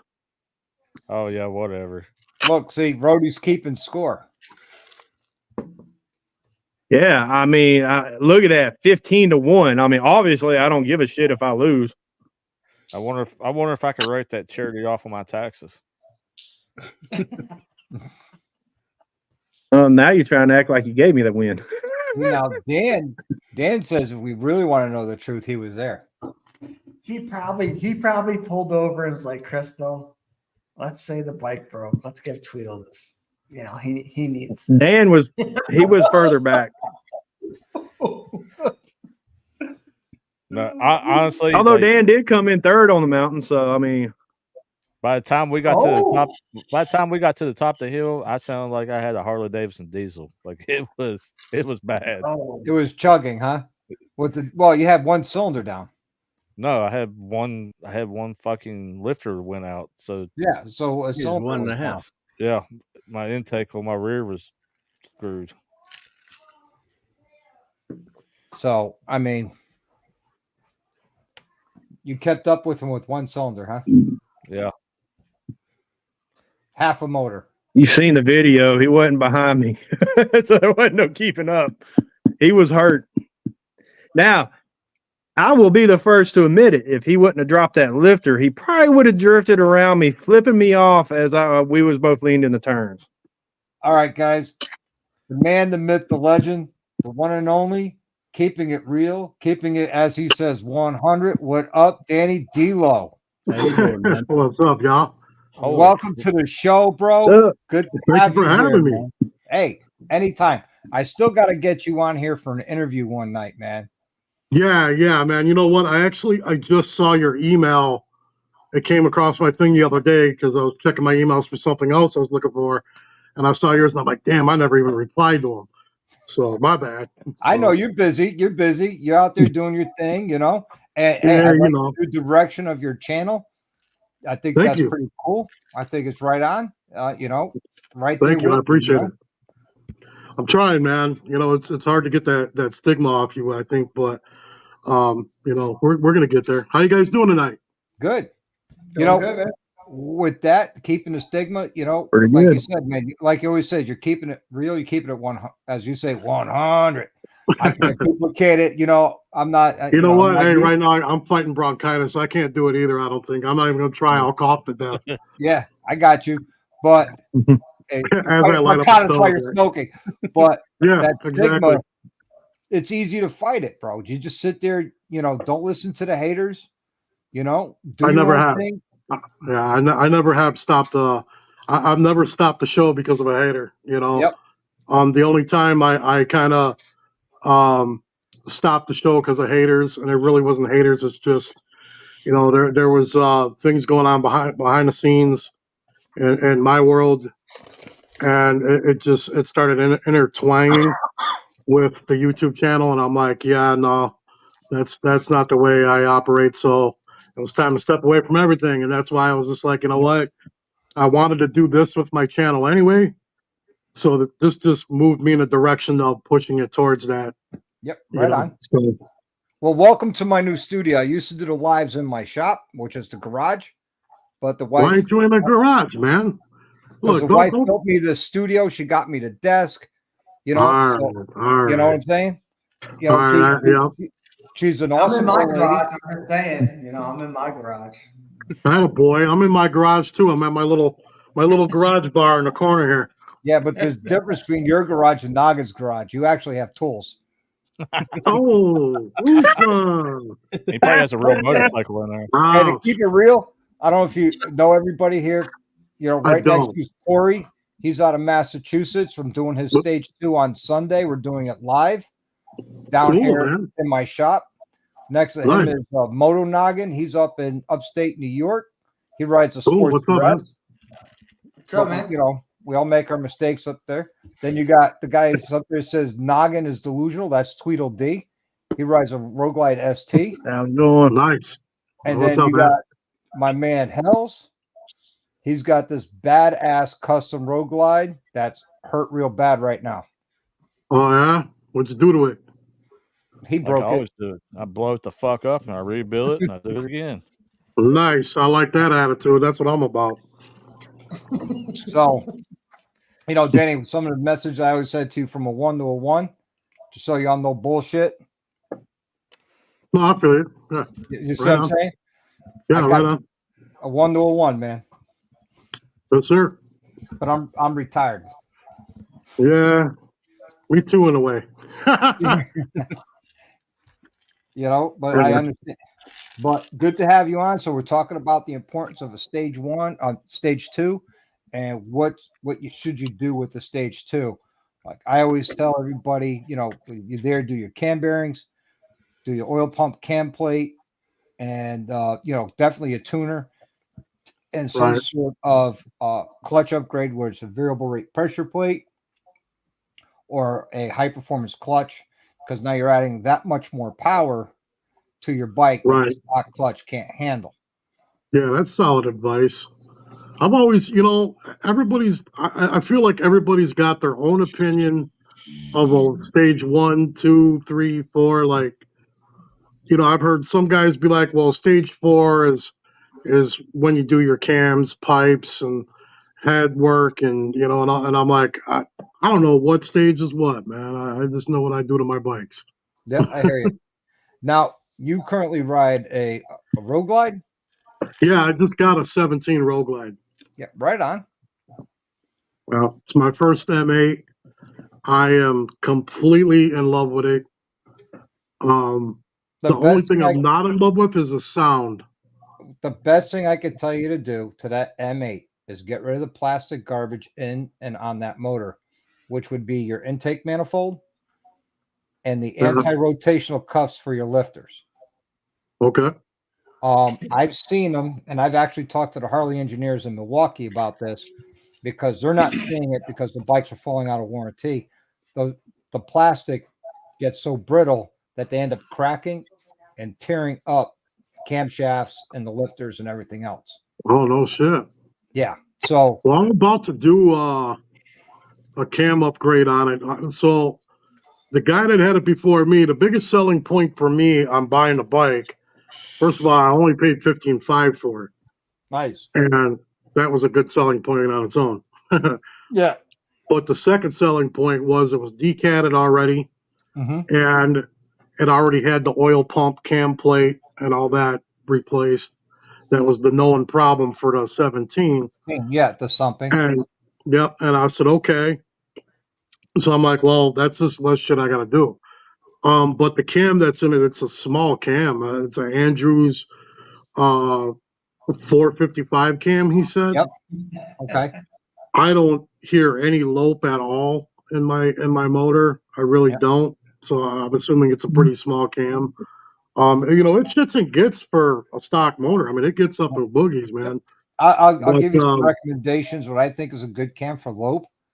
The Star 3030 cam is good. Yeah. The Cyclorama 470, 480 cams are good. The Zippers 468 or 472 cams are good. Those are good bolt-in cams. I was gonna do the SNS 745. 475. I mean 475. Yeah. Can I throw one in here for you? Sure. You can still use your stock valve springs and everything. The Woods 777 XE. I've been hearing the goods about that one. Yep. That one's got the best numbers from what I've seen. Oh yeah. Well, yeah, those guys, their shit when it comes to cams, they got some really nice ones out there. Yep. Yeah. Yeah, I've been hearing a lot of good stuff about them. So I've just been checking out that 475 cam because that seems to be the one cam I hear on YouTube that's really got a good thump to it. And I'll be honest, I'm probably looking at this point, I'm looking more for a little more sound than I am for performance, believe it or not, just because, like I said, it's my first M8 and my only complaint about it is how it sounds. I mean, dude, I mean, with good pipes on it, it just sounds like a jet bike to That's me, what I man. was about to It doesn't ask. sound like a Harley.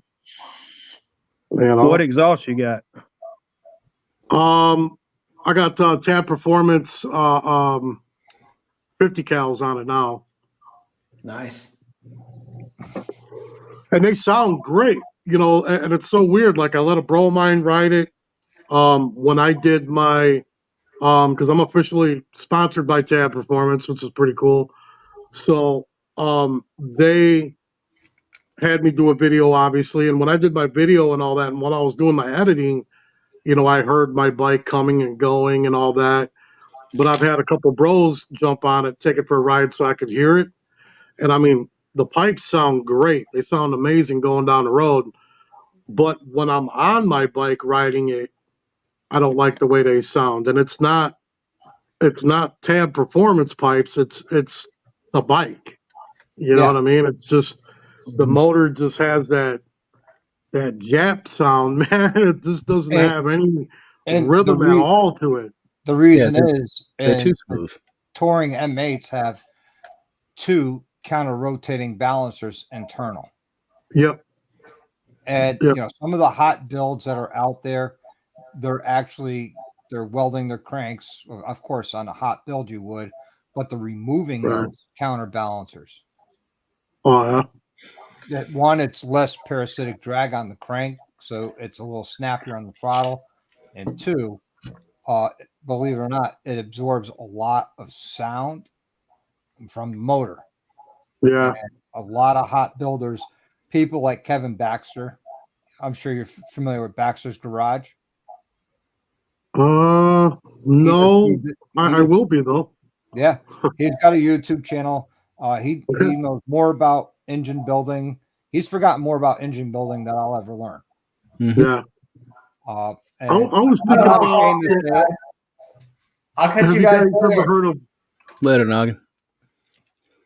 later guy? Have you guys ever heard of Frank Drago? Oh, Motorworks? absolutely. No. So I just recently met him in person, and me and him were chopping it up a little bit about my other bike I had, my 13, problem I was having with that. And he was a great help, man, and he definitely knows his shit. I was thinking about actually just bringing my bike to him and being like, hey, man, just do something to it, make it a little quicker, not much, just to see what he recommended, or maybe just have him do it even. But most likely I'll do it myself because I don't like anybody working on my shit. Yeah, I'm with And you. plus, you know how it is, when you're working on your bike. Okay, well, let's set up the camera and, there's Not some just that. content for you. Not just that. When you work on your bike, you start to have an actual relationship with it. Oh, You yeah. know? Oh, yeah, it's weird, man. I got this bike, and so I've only had it about a month now, I think. Just before me and my old lady were going on vacation, and we were going to take the bike and ride out to Kentucky and from Wisconsin. And at first, we're talking about trailering it, and then we'll ride it while we're out there. But then my bike started having issues with the oil pump, and it was a brand new oil pump, but it still wasn't building oil pressure. So something going on the bottom end, and that's what I was actually talking to Frank Drago about. And he's the one that straight up told me, he's like, "Yeah, it's time for a whole new rebuild, unfortunately." And I'm like, "Fuck, man." So I'm like, "Dude, I got this trip coming. I don't know what I'm gonna do here." So I ended up finding a kid that wanted to buy the bike for a good price. And even though he knew what was the matter with it, because he was planning on putting a 124 in it, so he was happy, I was happy. I went and bought my bike, and then we actually just rode from Wisconsin, through Illinois, Indiana, Ohio, Kentucky, and then back around. We stopped off in Michigan, and then came back this way. And I mean, the whole time I rode the bike, it's so smooth. It runs like a fucking champion. Um, you know, and it was crazy. Like the minute I got on this bike, I just fell in love with it. You know what I mean? I was just like, man, this bike is it's that bike. You know what I mean? Yep.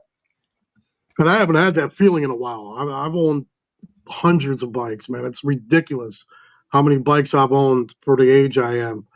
And, I would have a bike, sometimes two or three different bikes, and just the summer, I'd go through them. So I've had hundreds of bikes, man, and I've had my special connections with a lot of them.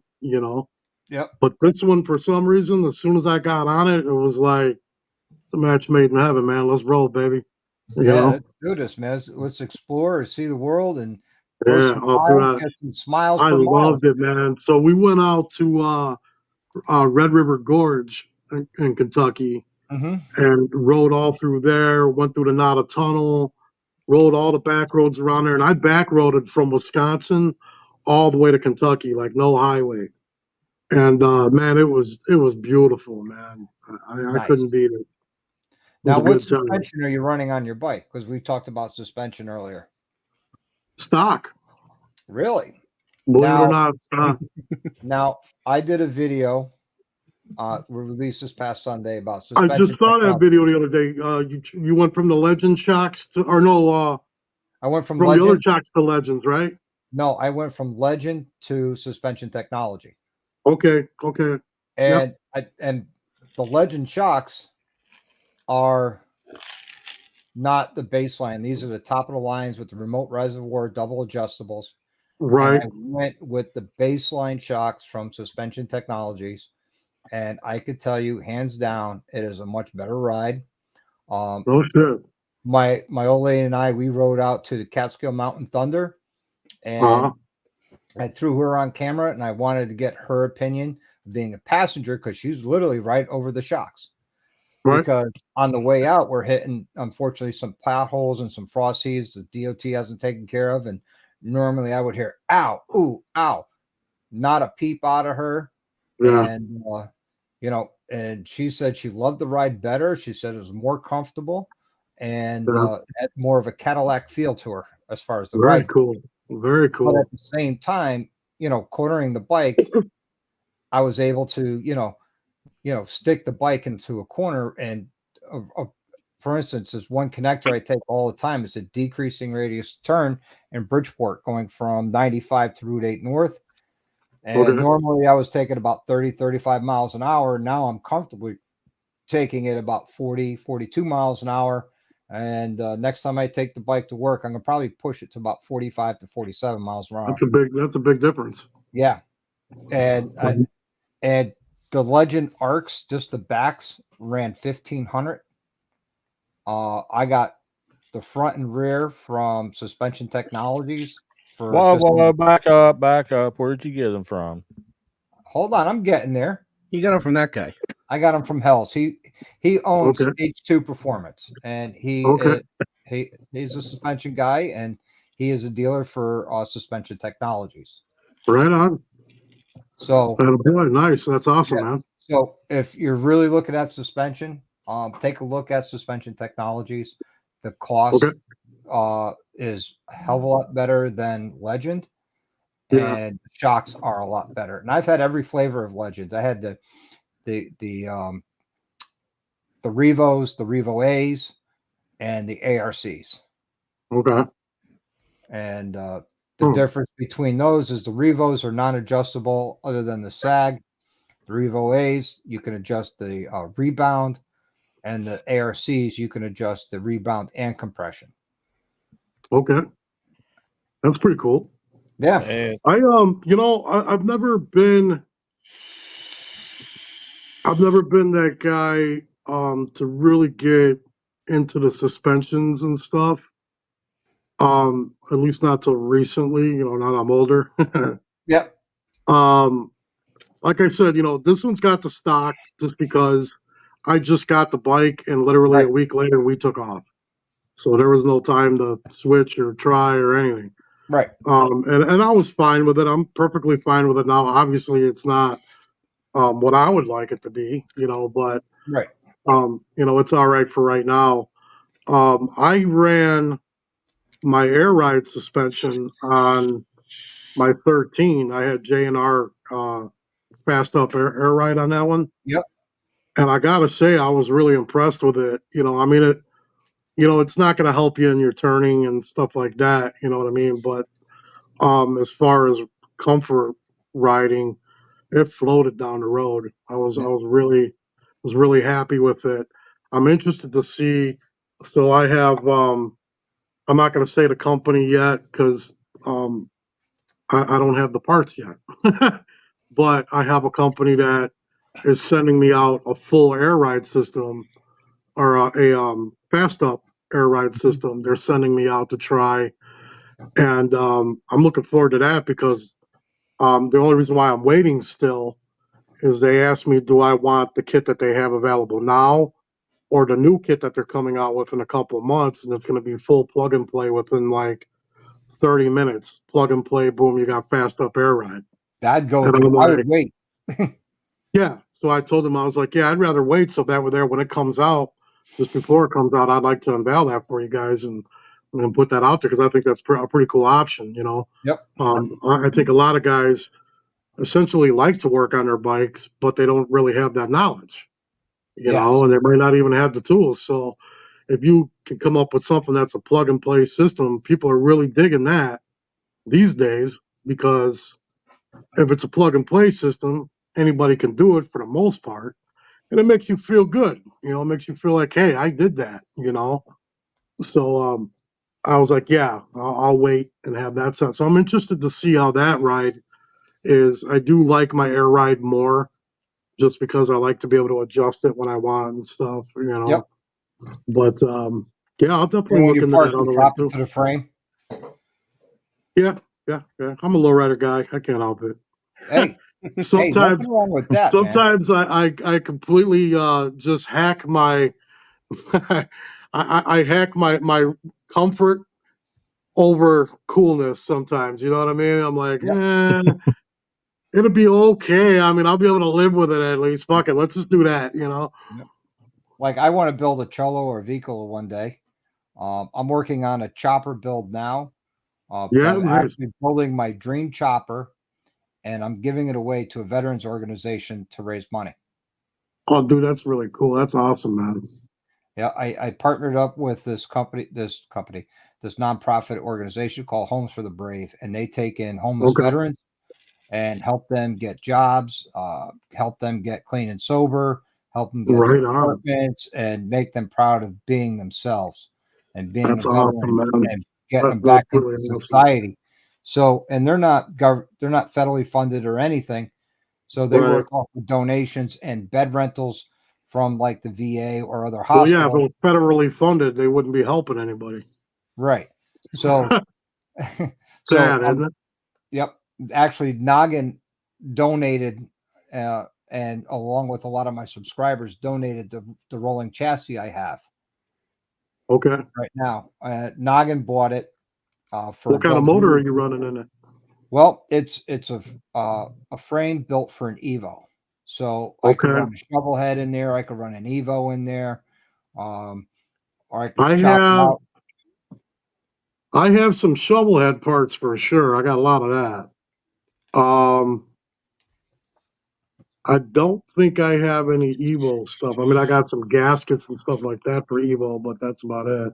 Yeah, But I I have do a have some meeting stuff for with shovel, I remember. Ted from V Twin Manufacturing at the end of this month.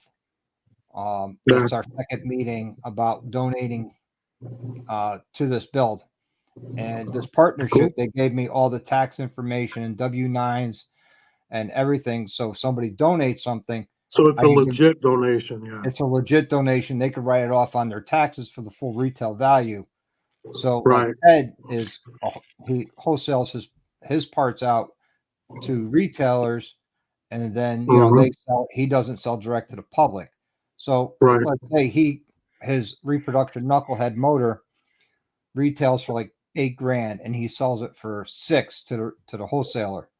Then he could write off all $8,000 Right. That's legally. awesome.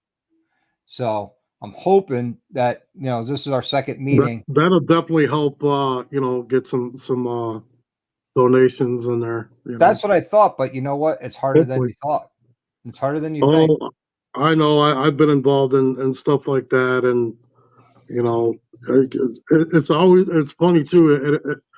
Like it'd be a company that you kind of don't even like, but you hit them up just because, and they're like all good about it and so helpful, and you know what I mean. And then you'll hit up a company where you're like, yeah, I love these guys, man, and they don't want shit to do with you. You know what I mean? Yep. It's like, Yep, I've had the that fuck, happen. man? I've reached out to some companies I've never done business with before. For instance, Lowbrow Customs and Deadbeat Customs. Never did, business with them ever.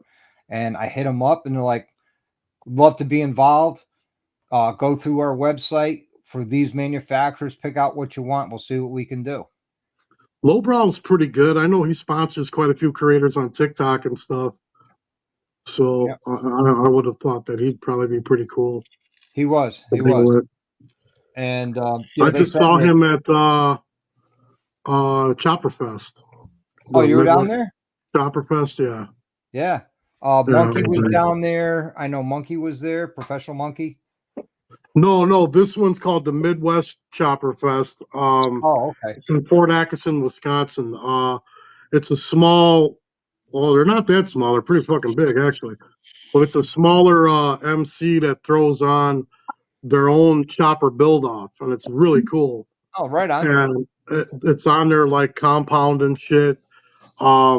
Really cool, like, old-school biker party, too, man. Like, most of the guys were building like shovels, knuckles, pans, cool choppers like that and stuff.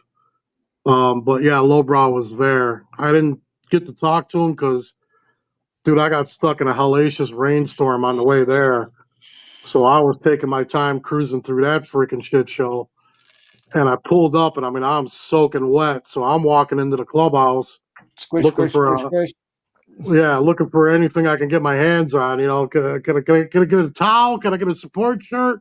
Like, I'll take socks. Like, what do you got, man? I'll Paper take it towel. all, And but yeah, so I caught him as he was leaving. I just waved. I mean, he didn't know who I was or nothing, but Yep. yeah, he was just pulling out, but he Yep. was there. So that's And my it's just big. a banger. That's my big project I'm working on now, and I have been Cool, since man. March. And right now we got a roller, I got a gas tank, I got headlights, some wire, and grips.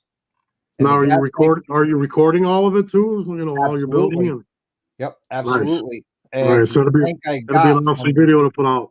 yep, the tank I got from Lowbrow was too small because it's a 1.2 gallon coffin tank. Okay, nice. Actually, it's too small for that size chopper. It actually disappears into the frame. I was just looking at my coffin tank that I got up on the shelf over here. Yeah. I was like, well, I got one of those. Yeah, I do got one of those.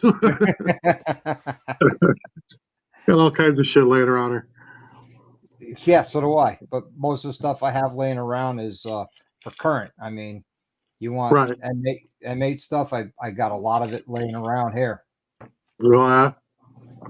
Nice. And Yeah, I'm planning on doing bars on mine, I think. Tab Performance, they came out with bars. the Folsom Prison bars, yep. Yeah, and they're I'm just waiting on them something to do with their polishing machine to do the chrome ones. Because right now Mhm. they only do black ones. Right. So I'm waiting for their machine to come up, and then they're going to send me out a set right away to try them. So I'm like, yeah, I'm looking forward to trying those out. So I'm going to do some different bars.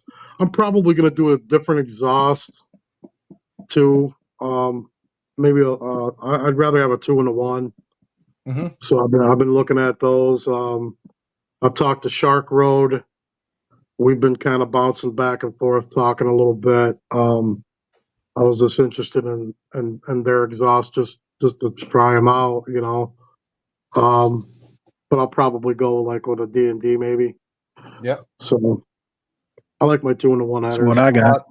Take a look at Sawicki Yeah. Speed too. Oh, Sawicki Speed. Yeah, sweet. Yeah. That's I'm awesome. running a Sawicki Speed 2-in-1 on my Lowrider S. yeah. How's it sound? Oh, dude, it. Well, you know what? Don't ask me. Ask Corey. In a word, mean. Nice. Nice. Yep. I'll look into that. It's on a 131 Okay. that does not have a stock valve train from get-go. Right. Okay. I purchased a crate motor from Harley. The crate motor came in. I put it on the engine stand. From the oil pump to valve springs, all went in the garbage. Yeah. And I put what I wanted on it. Right. Nice. So Yeah. it's I don't want to go that big. It's a I don't have 150 big motors. plus horsepower bike. What's that? It's over 150 horse and over 160 foot-pounds of torque at the tire. Legit. That sounds like a whole lot of fun.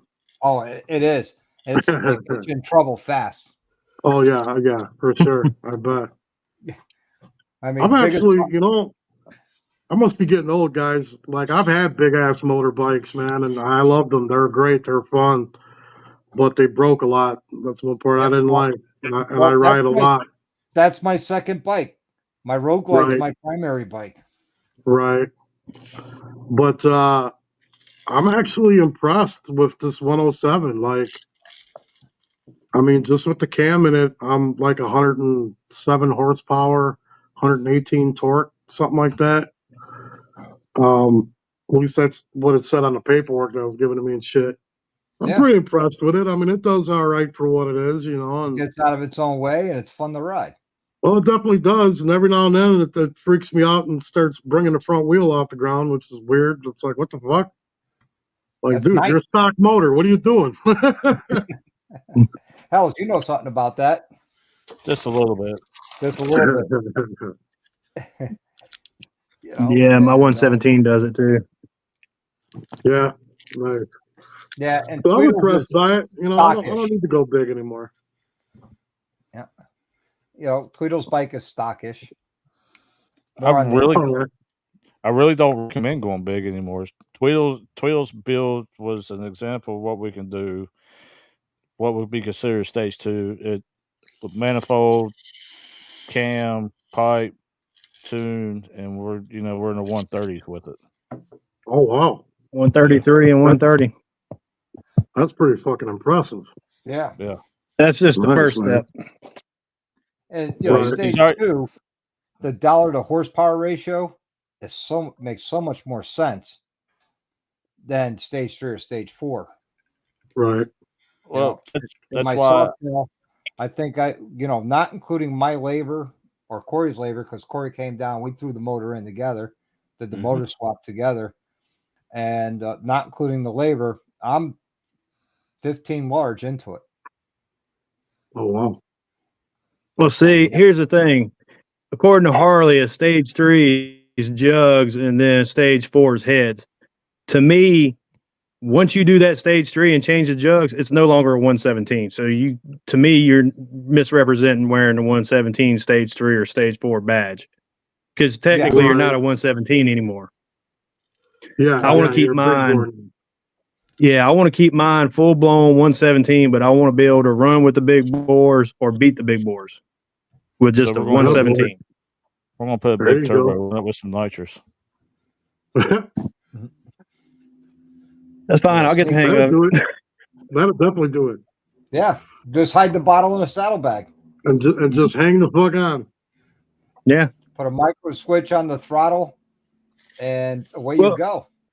To be Right. honest, let's see, when did I get this? And see, I got it the end of May, and the stage 2 was done end of May, beginning of June. And it's already starting to feel slow to me because I've gotten that used to it. Just by ripping on it, trying to learn to launch it. Because I came off a breakout with a 103 twin cam. So it's like night and day difference with shift points and how it wants to rev and where it wants to be sitting in the gear. So I've learned pretty much everything I need to learn. Just need to hone in my skill, and I'm getting there. Be honest, Tweedle. That's what I did too. I came from the 103 to the 107 M8, and I guess that's why I was so impressed by the torque. Because twin cams don't have that torque stock like No. these do. Gremlin, no, they don't. But it's simple to run like a beaded chain from like dog tag chain.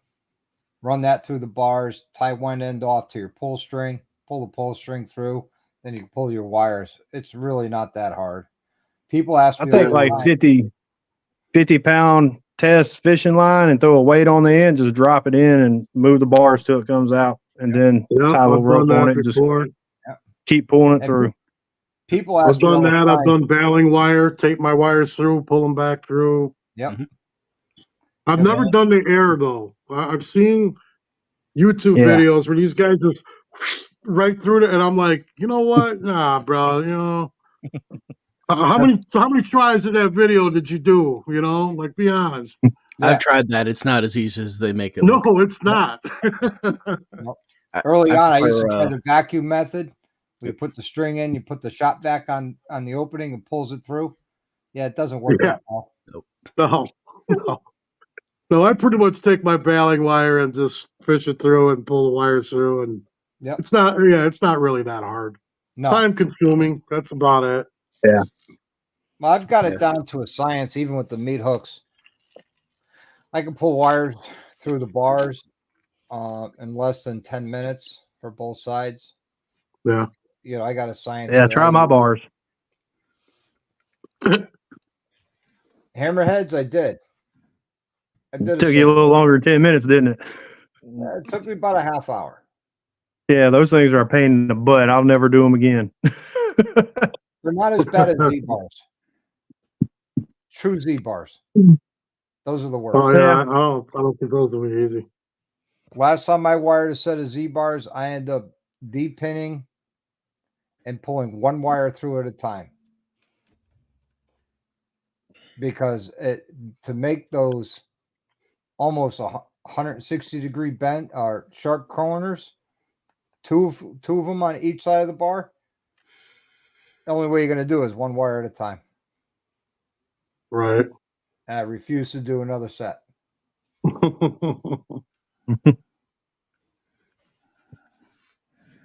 So, and people ask me all the time, should I just get them pre-wired? Save you some time, which save me some money. I'm like, no, because I charge this much for bars. Whether you get them, spend the extra money, have them pre-wired or not, it doesn't make a difference to me. Right. What do you charge? Just curious. Standard bars, if I don't have to extend anything, $350. That's not bad. No. Now, if I have to do, bushings, there's an additional charge for that, which I always recommend you do. I absolutely cannot believe what Harley gets to do handlebars. Yeah. Like a buddy of mine took his bike, and I was mad that he took his bike there. Over He took 2 his bike, Gs. dude. He took his bike to the dealer for. Of course, they sold them on the factory 47s, and he does those. And I mean, it was like $2,800 at the end of the day for putting the bars on, and I don't know, a couple extra little bolt-on parts he had put on. And I'm like, you gotta be shitting me, man. I'm like, Because they hit you for the 100 quarter an hour at a 1 hour minimum for each line item on there. Yeah. Well, I know. I looked at him and I'm like, dude, we could have sat here at the house and, throw me a couple $100 if you want me to do it. If you want to help me, and I'll show you how to do it, dude. We'll sit here and hang out and we'll just do it, man. It's like I just delivered to a guy tonight. He just bought a new Rogue Ride 3, and I put 14-inch bars on them, and I didn't have to extend the clutch cable or the brake line, but we had to put extended wires in there. We put bushings in there and a whole bunch of other odds and ends he wanted to get done on the bike. And, his bill was only $500. I'm being told that you guys will be the guys to ask. I was told on my 17 that I can go up to 14s without changing anything. Well, you would need the wire extensions. Yeah. Okay. You go up to 12. No, the 14s you don't have to have them. You can take them off the back of the panel and pull them right up to it. But I did get the KST wire extensions and put in mine because I didn't want to take them off. I prefer leaving that piece of plastic in there with the wires there. This way, if anybody goes in there, it looks factory. And you can get the KST longer wires so you don't have a connection in the middle of your extension. Yeah. Okay. And they're like $50, and they're like 10 inches longer than stock. Okay. So they go right from the grip to the plug right behind your gauge cluster. Right. Okay. The ones I got plug in right at the bars and then like right where they come out and then plug into the front connector. But you will have to reroute your clutch for sure. Yeah, you have to cut the zip ties that are around the riser bushing on both sides for your brake and clutch. There's going to be another zip tie further down you have to cut, and you'll be able to pull it straight up. All right. Nice. That's good to know. Because the only thing that kind of sucks is, I asked Tab, I'm like, well, are you guys going to be doing a plug and play system? Because people definitely like those a lot better, and they're not. So I have to run it all myself. Yep. Which, that's no big deal. But I told him, I'm like, if I got to go and get new cables and all this jazz just to put your bars on my bike, I don't see the point of it. Now, on your Road Glide, there's going to be a pin sticking up on the bottom of your riser. Yeah, that's already knocked out on mine. Okay. And then on the hand controls for your brake and your clutch, the cap on that, they're wide. There's a pin on the inside of that you'll have to grind out. Oh, no kidding. Okay. Yep. I'm kind of confused because, well, I'm actually going to grab you guys in a second. I'm going to show you guys because the guy told me that my bars are 12-inch bars. I'm like, I don't know, man. I'm like, they look like 14s to me, but here's the bars that are on it. And I mean, Those Hey, are like Doc, can you 12. make his screen big? Yeah, hold on 1 second. There we go. Yeah, those look like 14s. Yeah, they look Right? like 14s. yeah, they look like 14s to me too, man. I don't know. So I'm assuming they're 14s. I measured them and forget what they measured out. I think they measured out to like 13. Well, And that's because you can measure. You're measuring to where your hand grips are. Remember, they yeah, come up on that meat hook an inch. yeah. Give me a second. I'm just gonna put you guys down for a minute and measure. Yeah, no worries.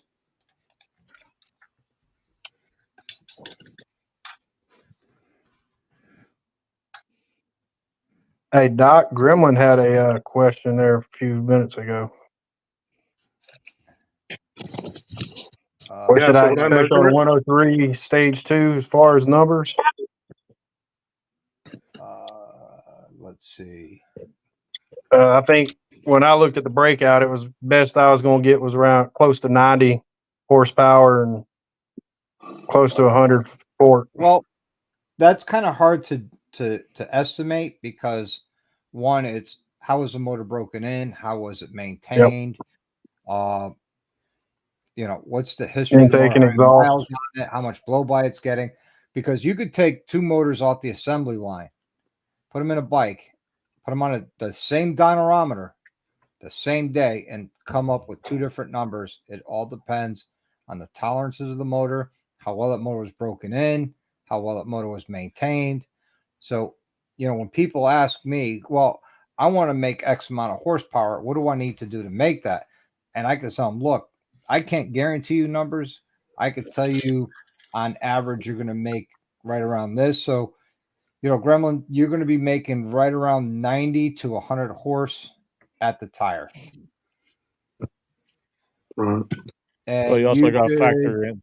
You got to factor probably weather get in. around 100 to 110 foot-pounds of torque at the tire, depending on, I hate this AI camera, depending on how well that motor was maintained throughout its life and how well it was broken in.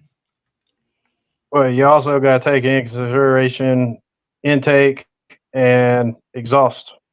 Yep. And How and wet. restriction, how much free flow, and also humidity, barometric pressure, all that has a lot to do with numbers. And people don't understand that. Well, we talked about it, Tweeter, with your bike.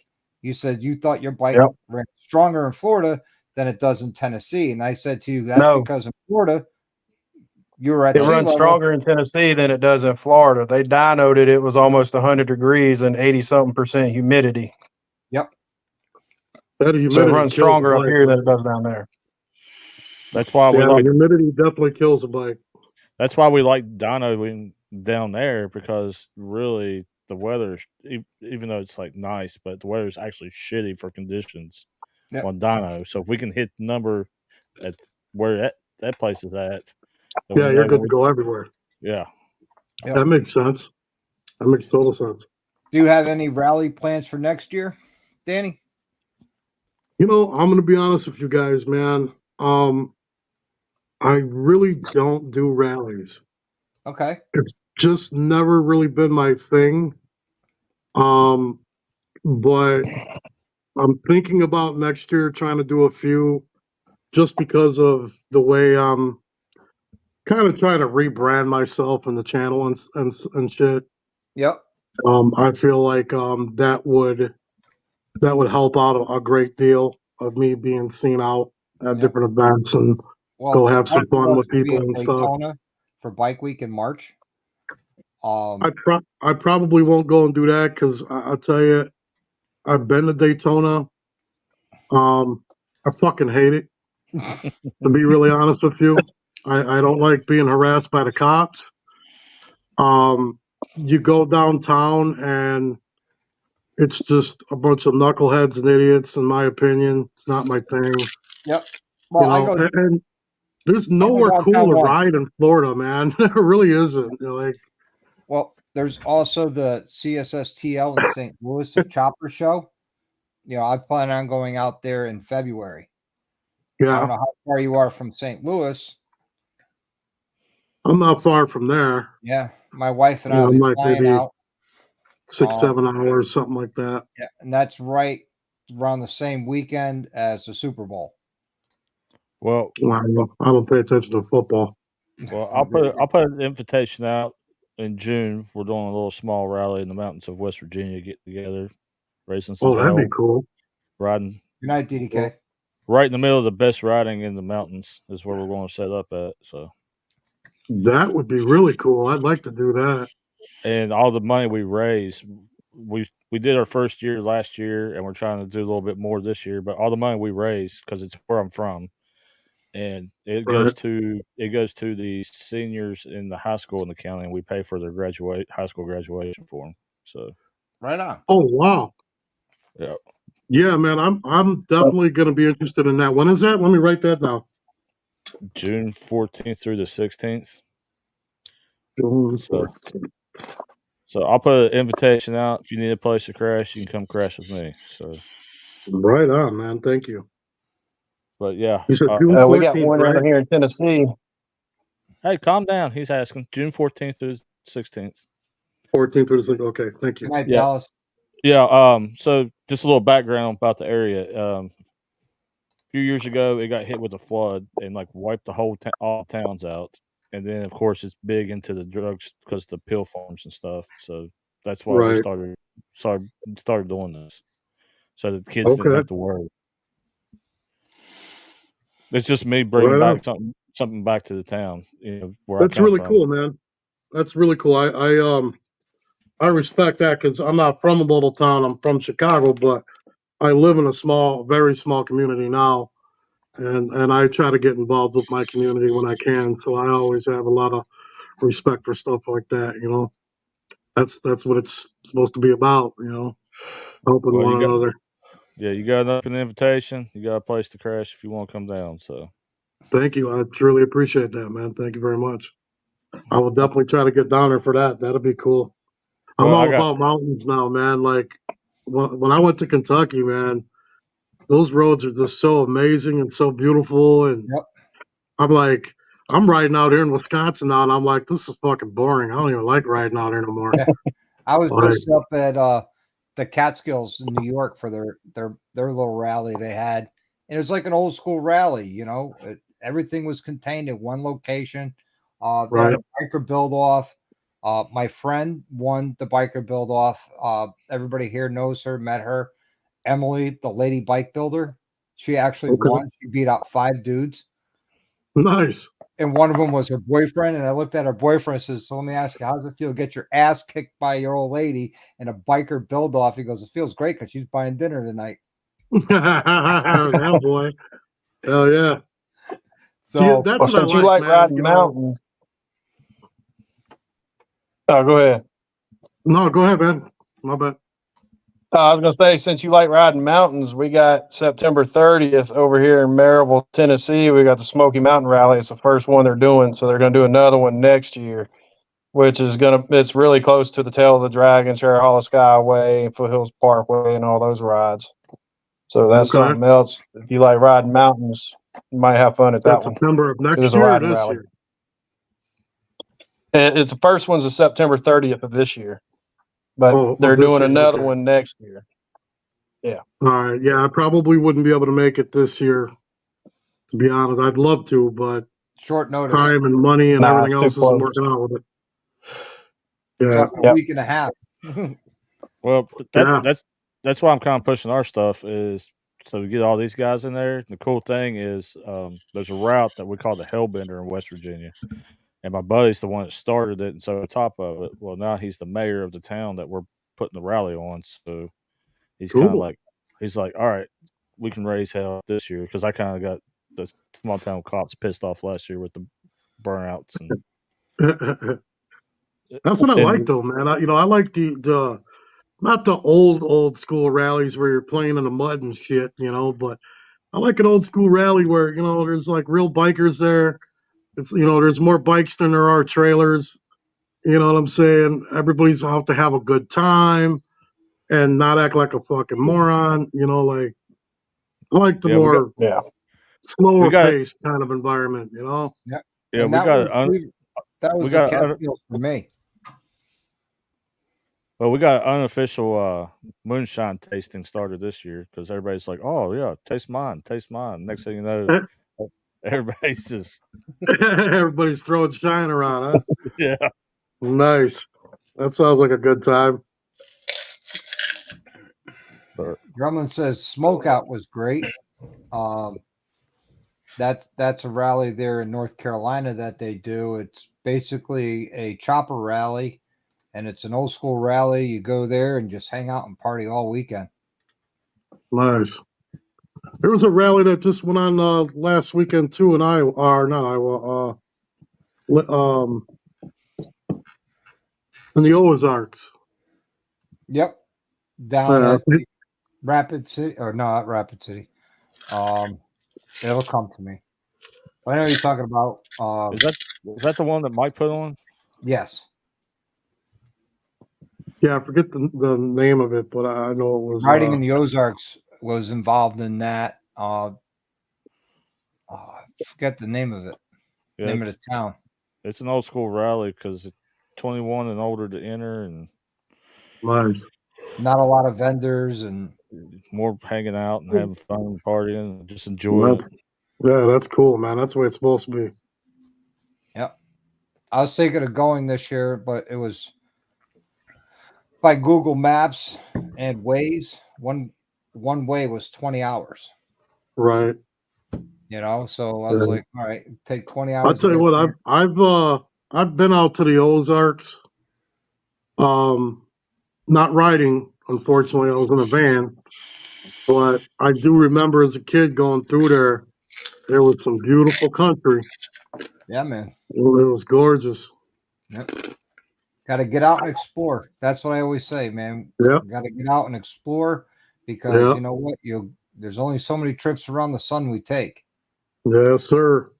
I don't want to be that old man sitting there. Oh, when I was younger, I wish I did this, or if I wish I did that. When I get older, I'm going to sit there and go, God damn, I'm going to go into my grave, tore up, worn out. Yeah. Saying there's a picture of me doing this. There's a picture of me doing that. I was here. I was there. I was over there. Yeah, exactly.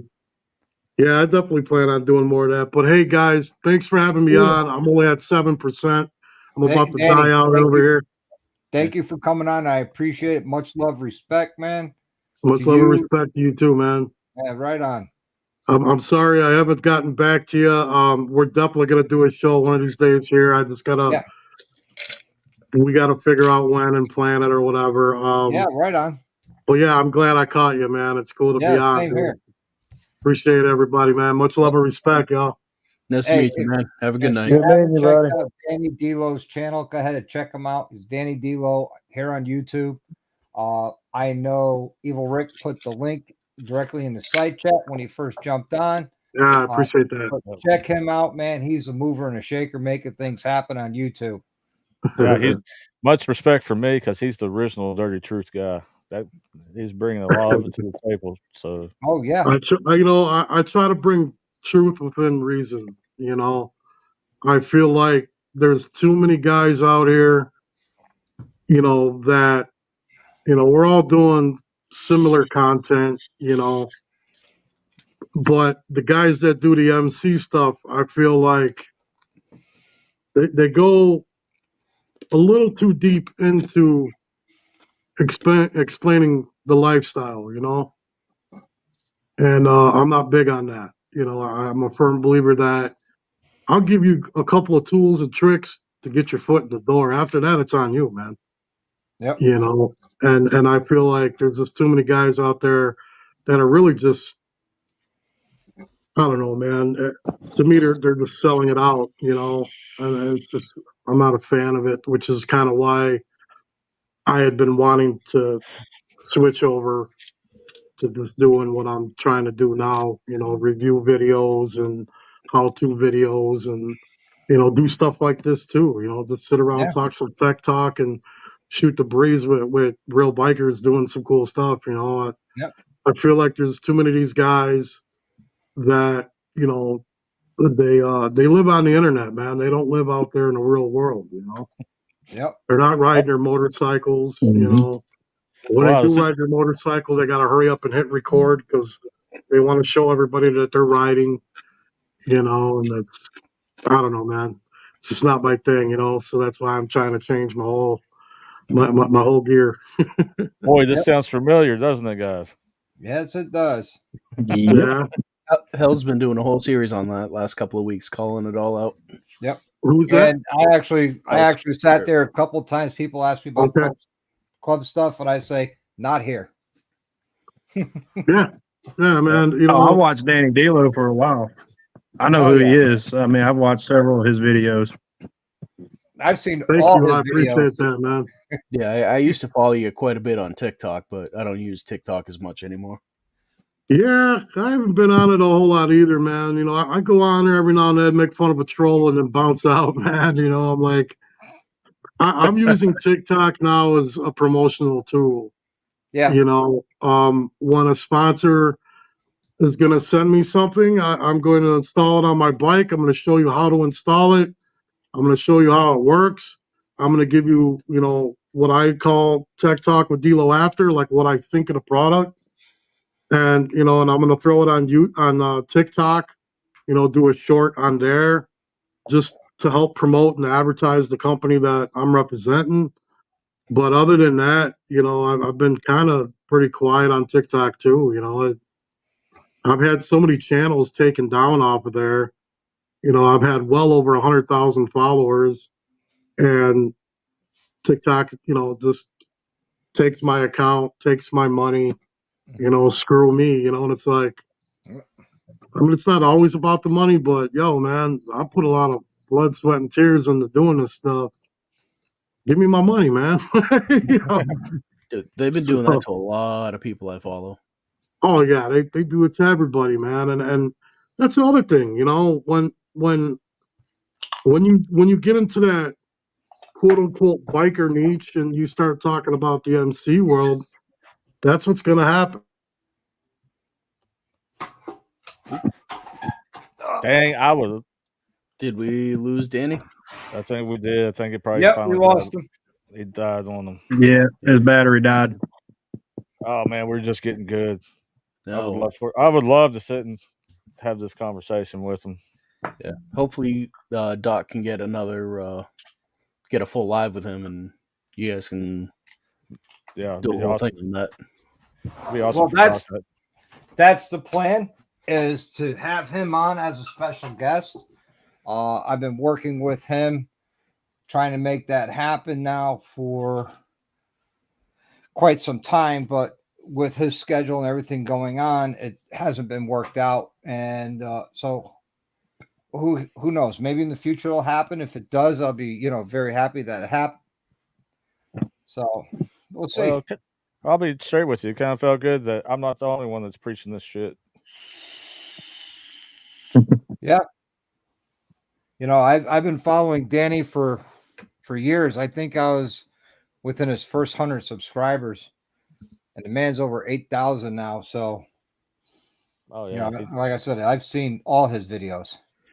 I'll be straight, and he'll probably watch this, but there was a point with some collaboration that's I was like, yeah, I'm done, because I didn't agree with a lot of stuff that was happening with information. So, but that's my preference. There's nothing against him, you know what I mean? I have the option, like everybody else does, to turn it off if they don't want to watch it. So, or ask YouTube for a refund. Or yeah. Good luck with that one. Maybe that's why I couldn't make any money. Everybody was getting refunds.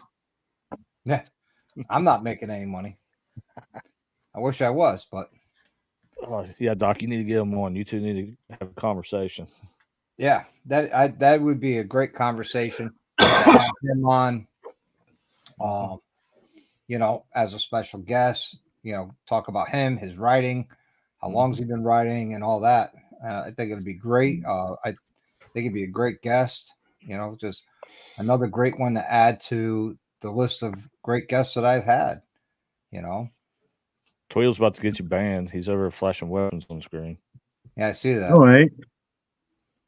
Oh, y'all can see that? My bad. Yeah, we can. Bad boy Tweel Oh. or How Noggin. about y'all just be adults and realize that there's fucking knives and all kinds of shit out in the world that can get you hurt and killed? Yep. That's for your anybody getting butt hurt over a knife blade. Oh my It's god. a letter opener. That's what it Yeah. is. It's a tool. It was a scratcher. Letter opener. But then again, I did the knife raffle and I showed the knife on the video and I didn't get banned for it. The first live we ever did, I'm sitting there with one of my ARs cleaning and talking on.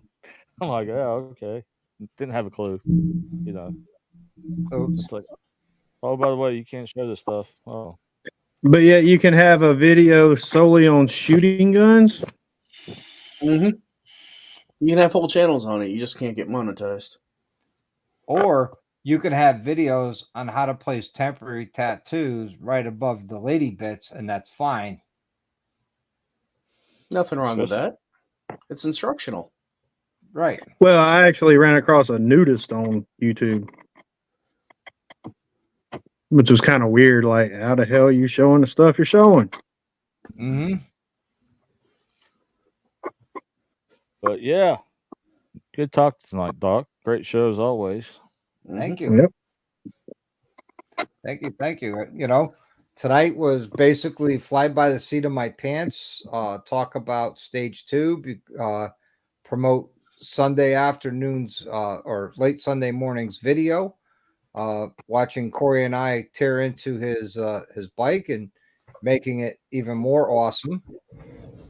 And you know, he'll be a hellion on it once once he gets it all straightened out, you know, which would be great. We'll see. And you know, it just, you know, grew from there. We'll see. I'll go put him through the hell school of riding and see if he makes it as a hooligan. I think he could handle it. I've He'll ridden do him it. a few times. I got plenty to learn, but I'm willing to learn. Hey, Actually, Grizz let me ask you real quick. So my bike, well, I'll tell you, has rear- 2 wheels. Yeah. Handlebars. Progressives in the rear, they're sprung for somebody way lighter than me. Mm-hmm. And the front end has the stock front end, but it's got the heavier duty oil on it. Okay. Every once in a while, going through a corner, if I hit a bump or something, the whole bike will kind of get a Gyration going. yeah. You think that's a suspension sucking, or do you think I got something loose? No, I think that's your suspension sucking and having a heavyweight oil in the front and too soft of a spring in the back. Yep. That's kind of what I'm. All Good. right. Just go Now, ahead how and max much that do you weigh, credit Corey? card out, get front and rear suspension tech. You'll be freaking a rocket around the corners. Let me you know, have no Corey. idea. You I'll have no order idea right how. Like from- I've got the suspension tech page open right now. It's like clicks. I want to click it, but I ain't got the money. Well, just let me know. I'll order it for you. You pay me, and then Well, if you go on rideh2.com, I do have the option of making payments on it. So, Oh man, that's fucking. There you go. Yep. Getting the stage 2 and the suspension done at the same time, you'll be like, holy crap, I got a brand new bike. Can you overnight that stuff, else? yeah, I wish. Yeah. So, without getting too personal, you know, but you know, learning the right shocks for you, you got to look at, you know, the size of you. Do you need a heavy duty spring or a standard spring? You know what I mean? And you don't have to tell me, but I know there's a chart that Suspension Tech has that will tell you what springs you would need. No, I'll say it. I'm sitting here at 260 something. Oh, you're Or Or you good. just wait for him Here. to call you to find out the details. Mhm. Yeah. Da-da-da-da. So when Yeah. I did the review from H2 Performance, I gave it all 1 stars. 1 is good, right? For number Yeah. 1. Yeah. Thanks. Yeah, that's perfect. Top of its One. class. You know the truth. I'm sure you saw my review already. No, I talked to you. This is Yeah, customer no, but- service. I personally talk to my customers. I do No, 'cause follow I up with my got customers. a survey from the h2performance.com to rate my experience shopping with you. Dang, I'm that I fancy. didn't even get that. Well, you also got personal installed, so Yeah, I by did Nori. get that. On the fronts, anyways. I did the rears No, work you all because you wasn't day. there yet. were doing stickers. Oh no, I was definitely doing the graphics when he was doing the front end. I couldn't be in there for that. That's kind of I don't drop know that kind of why. money on it. No, you drop that kind of money on a bike and you look over and see the front end like you're like, oh. I did it on my CVO twice. I wish you But guys. he could have went and screwed with me and got it apart and been like, you know what? I'm time for me to go home. I'm tired. And I'd have been sitting there like, how the heck am I gonna get back? You'd be like, Nori.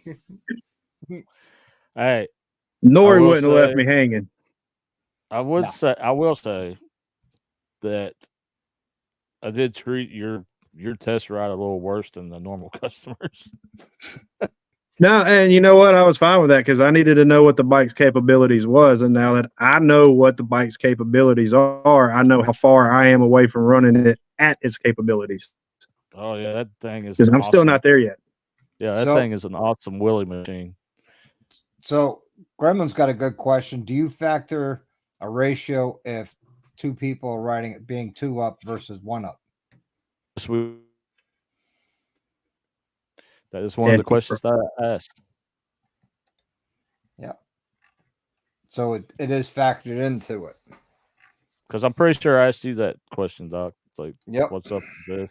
And I told you it's a good mix because I take the bike back and forth to work. There's sometimes I'm on it and she's not. But when we go touring or going to a rally with the bike loaded down, like we did this past weekend, there was still no issue being 2 up and loaded down. And you didn't make any adjustments when you started No, testing. I was anticipating going about maybe 10, 15 miles, trying stiffing it, softening it up, but no, it was perfect. See, that's one extra step in what we do that helps the customer because they're not worried about how to set them when they get them or how to install. Just slap them. Right. It took me forever to figure out my settings for 1 up, my settings for 2 up, and then 2 up loaded down with the legends. It took me forever to come up those 3 combinations for rebound and compression. And okay, it forced me to go out and ride the bike.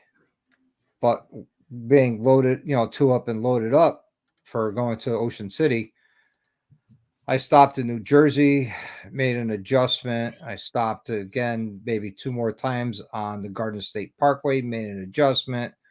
And then down in Ocean City, I made the final adjustment, which seemed to be the sweet spot for those shocks for being 2 up and loaded down.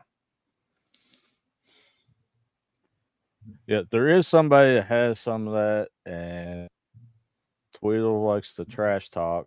And the way Tweedle's thing is while you're adjusting yours, I'll still be riding. Yep. No, when I have a friend that, can use a better product, a better quality product, I'm going to suggest it. Yeah. Or And I mean, some of that I figured out real quick that it was just irritating them. So I just kind of, it wasn't even like a factor. I just kept going with it because I knew I was messing with him. Mhm. It is what it is. Yeah. No, that was my thing when I got them. Like it was a great bang for your buck product, and just add on the customer service and the quality. Done. That's what made me fall in Well, love with the company. I mean, some people are like brand loyal. You know, they don't give a crap. But I think once more people start riding this suspension and realizing how far superior it is, that'll change. Well, I'll be honest with you. I was brand loyal to Legend. I mean, that's all, because I've done progressive, not on my own bike, but for other people. And I've test rode them, and I really wasn't that impressed with it. Not against anybody who has progressive and love them. And of course, I'll say it once, I'll say it again. If all you know is stock suspension, you go to progressive, you're going to say that's the best thing out there. And for that experience, you're 100% correct. I get out there and say, try different suspensions before you start making claims. I was a Legend fan. I used to wave the Legend flag. And I've heard so many people commenting how great their suspension was, Tweedle, you being one, Hells, you being another one, Upstate Rider being somebody else. And then hearing a couple other people talk about it, I said, you know what? It's worth me giving a shot. If these things are half as good as everybody says they are, it'd be worth the investment. I made the investment and I don't regret it. I'm actually very happy I made that investment because it's an investment that pays dividends every time I jump on that bike. If not, you just called and yelled at me. Nah, I would have had Mel do the yelling. I've been It like, was oh, it was quite fun. This guy sweat though. Well, let's put this in perspective, everybody. I have a lot of respect for Doc. So Mhm. personally, because of our connection and stuff, his opinion carries a lot of weight. Not saying yours don't, Tweedle, but you know what I mean? Like, Yeah, because he's actually owned them. I've only test road rides with those other brands. right.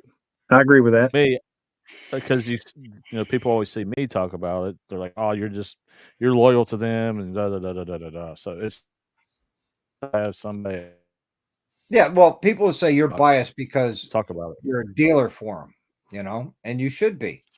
Now, if Owens or Norowski says, "Hey, we saw your videos about suspension technology, how you like them better than Legend. Are you willing to try ours?" I'll sit there and say, "Yeah, I'll try them. Send them. I'll throw them on. I'll do a video." Because that would give a full picture instead of a limited picture. you know what I'm saying? Mm-hmm. Of okay, I've had these and I've had these and I've done these and now I have this and this. Now I could have a full comparison compared to, all of them, Mhm. which, people who are Olin's fans love Olin's. Well, I tell people all the time that's what I came off of, Mm-hmm. and I'm not saying one's better than the other, but ride wise, very similar. Ride wise, Cost wise, big difference. right? And I don't know about anybody else. I don't have an endless amount of cash. Mm-hmm. It took me a while to save up the money to buy the suspension technologies. But I would sit there and put some money away. Of course, the shop paid for it. I'd take maybe 100 or two off of each job, put it aside just for suspension to have the shop pay for it. I didn't pay for it. In a way, I did, but I didn't. Well, that's what led me to suspension tech because I got tired of paying that big number price just for a set of rears, not even the whole bike, just for a set of rears. Mm-hmm. Yeah, the fact that you can get a full set for the price of a set of the premium rears is it's a huge value. It was a little bit more money. I mean, I spent $1,500 on the Legend rears for the ARCs, and the spend front and rear. 1,700. Yeah, you spend 1,700 for a whole bike. It's Yeah. a no brainer. $200 Yeah. bucks for a front suspension is You see what I'm saying? But a lot of people, they got to also remember, I started as a paying customer. Mhm. That's how this journey started. I was a paying customer buying the product, trying the product out. Now they also got to remember you was pushing suspension technologies way before you even became a dealer. Yeah, just because I love the product. Yeah. Because you believe in the product. Yeah, no endorsement. No, I wasn't getting anything off of it, but that's how much I love this product. It's how much I love the customer service and the quality of this company. That is such a huge thing.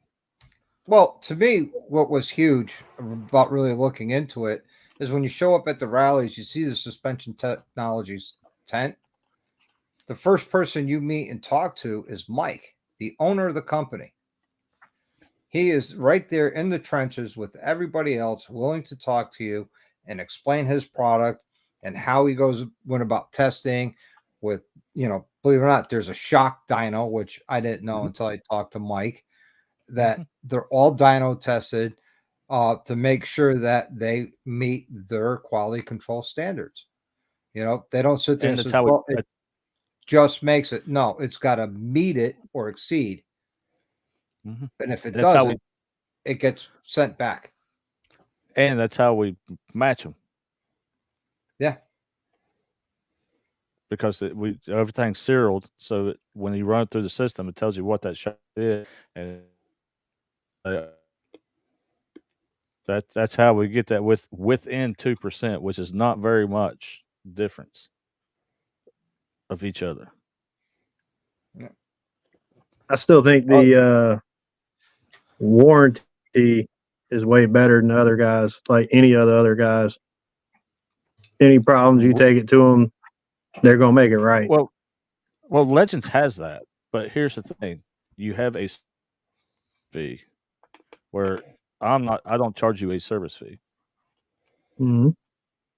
Like you go through me, I'm not going to charge you a service fee because it's how much I believe and back this product. I want you to have an excellent experience owning this product.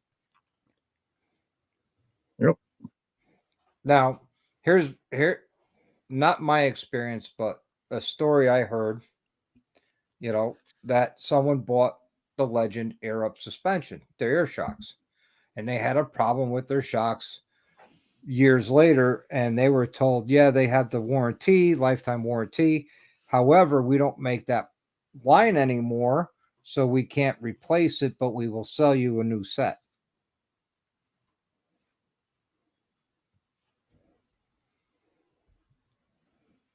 I don't know. Kind of negates the lifetime warranty, don't it? Yeah, I would. Me as a business owner, I would just replace them with what is right. comparable. I don't know how true that story is, but I heard that story, and I sat there and went, "Wow, that's kind of shady." It to me, it is. I'm just looking at me as a business owner because to me, that cost of that stuff is actually going to cost me more money because now you got not good customer service. That gets around. Yeah, one pissed off customer will tell 100 people. Right. Now, you can't always make everybody happy in situations, but as long as you try to do your best to make it right, that's all you can do at the end of the day. Yeah. Some people once they're pissed off, that's the end of it. Or what you could be like, here's 2 free sets, they will still be pissed off at the end of the day. There's just some people like that. But now I have seen a problem with suspension tech before. And here was the solution. You're talking about that, product, and here was the solution. Well, here's the problem. Customer came in the Lone Star rally. I was down there working Lone Star for suspension tech.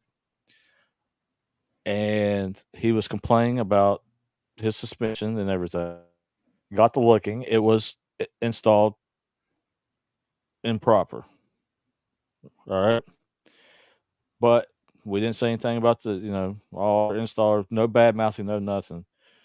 Mike just made the call, rip everything off the bike and put him all brand new stuff. And that's How exactly what we did. how can you My- install it improper? Well, instead of ordering the proper cartridges, they Oh. tried the old school trick of lowering with the spacer. Gotcha. Of course, when you try that with a cartridge, you might as well not have anything up front because it's just going to stiffen it to hell. Yep. Gotcha. So, but he didn't just rip out the front; like he ripped everything off the bike and gave him brand new shocks on the rear and cartridges in the front. To me, that is above and beyond customer service to make sure he was happy. Yeah.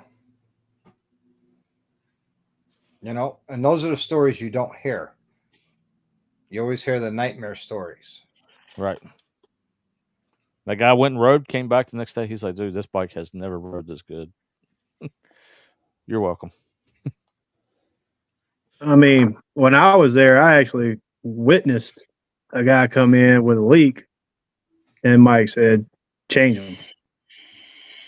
No questions asked. Just change them. It's like, wow. I mean, you don't really get that from companies that make product, especially in this day and age. Yeah. He stands behind his stuff. So, I mean, No, I have seen on the warranty claims, and I do have to say it's like less than % of all the products that they produce actually has a warranty problem. Mm-hmm. Of course, you get the ones that wreck the shit out of them to try to claim them under warranty. I've seen that. I'm like, nah. yeah, you got to look at it this way. They're assembled by humans, and with the human factor, you will have, sometimes a failure. Don't tell Peanut. Don't tell Peanut that he'll lose his mind. Case in point, I have a bike in my garage. The guy supplied his own parts and gaskets and everything. Also, he supplied all of it. So now I got to replace the tappet block gasket because it's leaking. I'm going to do all the work, and I'm going to put my gaskets on it, and then send him on his way. And I'm not going to charge him for it. So I'm going to be putting my O-rings on for the oil cooler manifold, the top rocker box, and then the new push rod seals, because I don't believe in reusing that stuff, because if you do, they will leak. Just my luck. And then that one tappet block, I'm going to replace the gasket. But when I pull a tappet block, I'm going to take a look at it. Because he bought the orange set from Harley, and I want to make sure that, hey, is it true? Is it leaking because of the gasket? Is it leaking because the tappet block's no good? Why is it leaking? I've never seen a tappet block gasket leak. Ever. I have, but due to lawyers, I can't say it out loud publicly on live.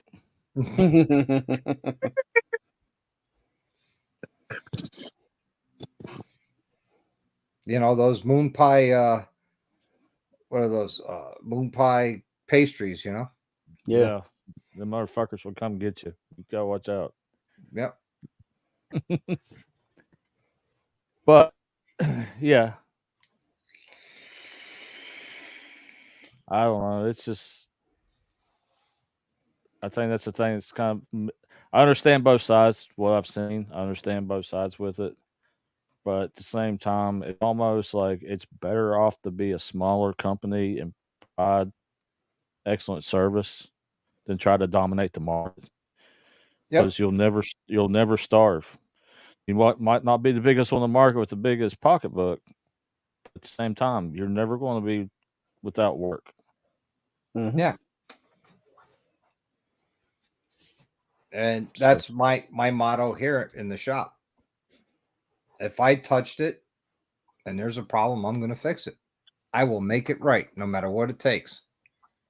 I will make it right. And you know what? People says, well, yeah, he did this on my bike and it started leaking oil.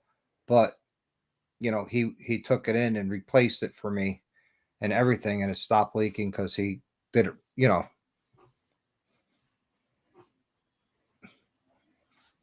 That's going to It's gain you way. That's going.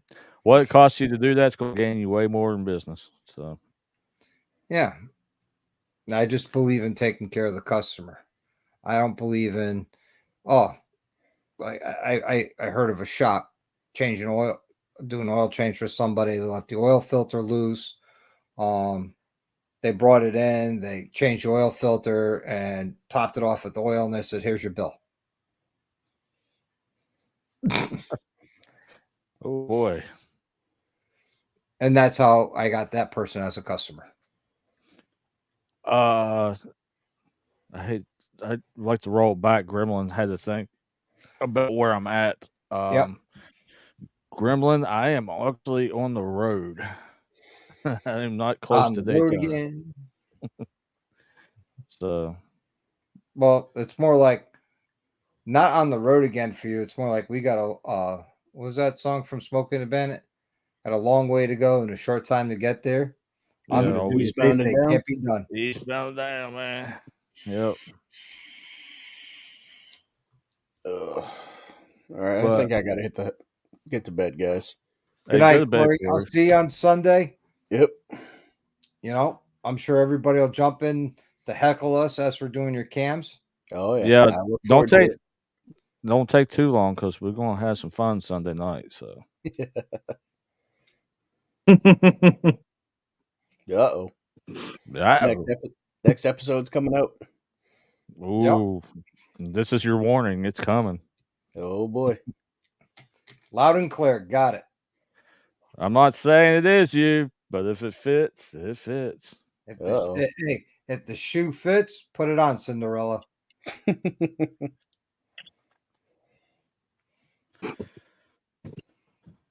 That about sums it up, Hells? The live show is going to be fun. I actually have a lot of stuff into the live show. That's why I'd love for you not to be wore out and be a part of it. I got a lot of stuff into the live show. Oh, no worries. I'll be on. And of course, the video. I'll be on. I'll be watching. The thing I've enjoyed the most is the conversations that I've had. How many people has actually reached out on top of commenting and discuss stuff, and that's exactly why I did this. So, and not everybody sees it the same way. That's exactly why I did it. Yeah, because some people are taking it the wrong way, and some people being offended, and that's their right. That's all right. It's not why I did it, but no. All So you right. guys like my new flag? Like All I see is a live banner. You're the fanciest guy I know right here.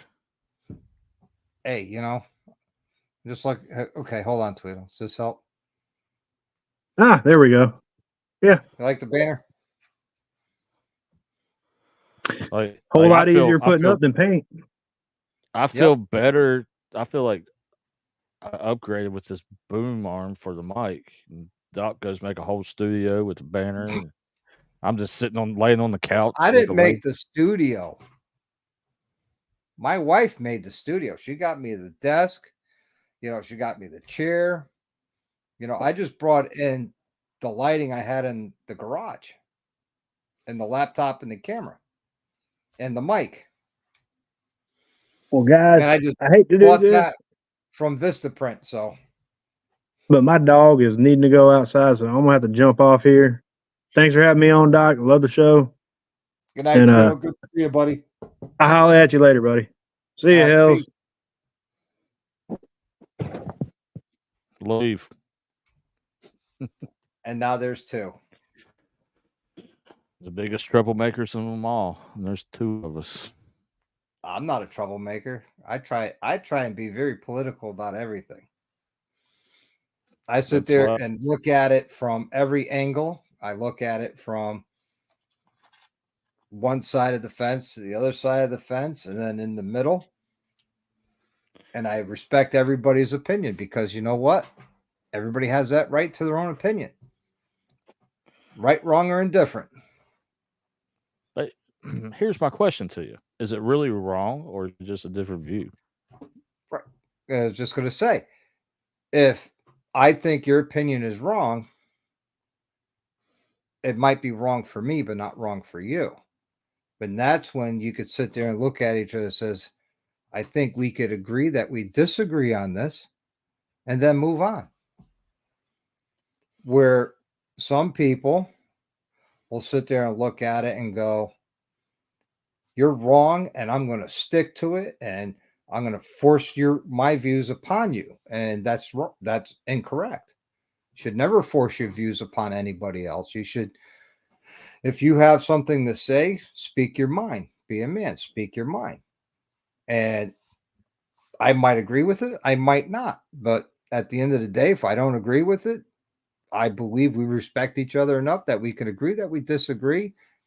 And that's the end of it. It shouldn't go any further. Right. And just because you disagree, you're looking at it the wrong way. Is you need to look at it, you just learned something a little bit more about that person, so you understand who that person is. Yeah. See, And if I you know don't we're like that person, you don't have to watch that person. and I kind of feel like society stuff is coming into this stuff because what's the best way to say this? We need to get back to just being human beings to each other. Yep. Because you got to think about it. People, not all people get along, but they can live together. Bingo. You have a right to live your life with your views. I have the right to live my life with my views, and everybody else has that same right, whether Exactly. you're a freeborn American or you're, somebody who immigrated legally, became a citizen legally, you have that right. It kind of made me happy what old Danny was saying before he got off. I was like, dang it, he was just getting to there because that is a prelude to what my video is coming this Sunday. He was touching on what I'm talking about this Sunday. So I don't know how much of you watch of his videos, but he's a righteous, solid dude. I haven't been consistent, but I watch it. Like I said, I kind of pick what I watch of his because what he was getting to, which it's awesome to see him kind of moving in a different direction. Yep. Because the way I feel like it, and this is not a disrespect to anybody in the chat or follow or watching or anything, but I always feel like if you want to know about it, go know about it. Do what the rest of us has done. We went and actually found out. Yep. And once you do that, then you'll realize why we don't want to talk about it. Yep. There's a reason why that life is such a mystery. I mean, And there's a reason, and part of it being such a mystery is why agencies go after them, because they don't understand it and they can't control it's like anything that's like that. Example, everybody knows like Freemasons. It's a lot of secrecy and stuff. it. But it probably will surprise people in the end if they learned a lot of it. It's like, oh, this is just because brotherhood, And the because of family. Freemasons are the most secretive society out there. Yeah, All I know about them is they exist. I think it just comes to a society that I must know because they feel like they have the right to know, and Yeah. you can And earn it. yeah, if I really wanted to know about the Freemasons, I would go and state my intentions and become one. Right. But I don't want to because I know nothing about that, and nor does it intrigue me, nor does it inspire me or anything.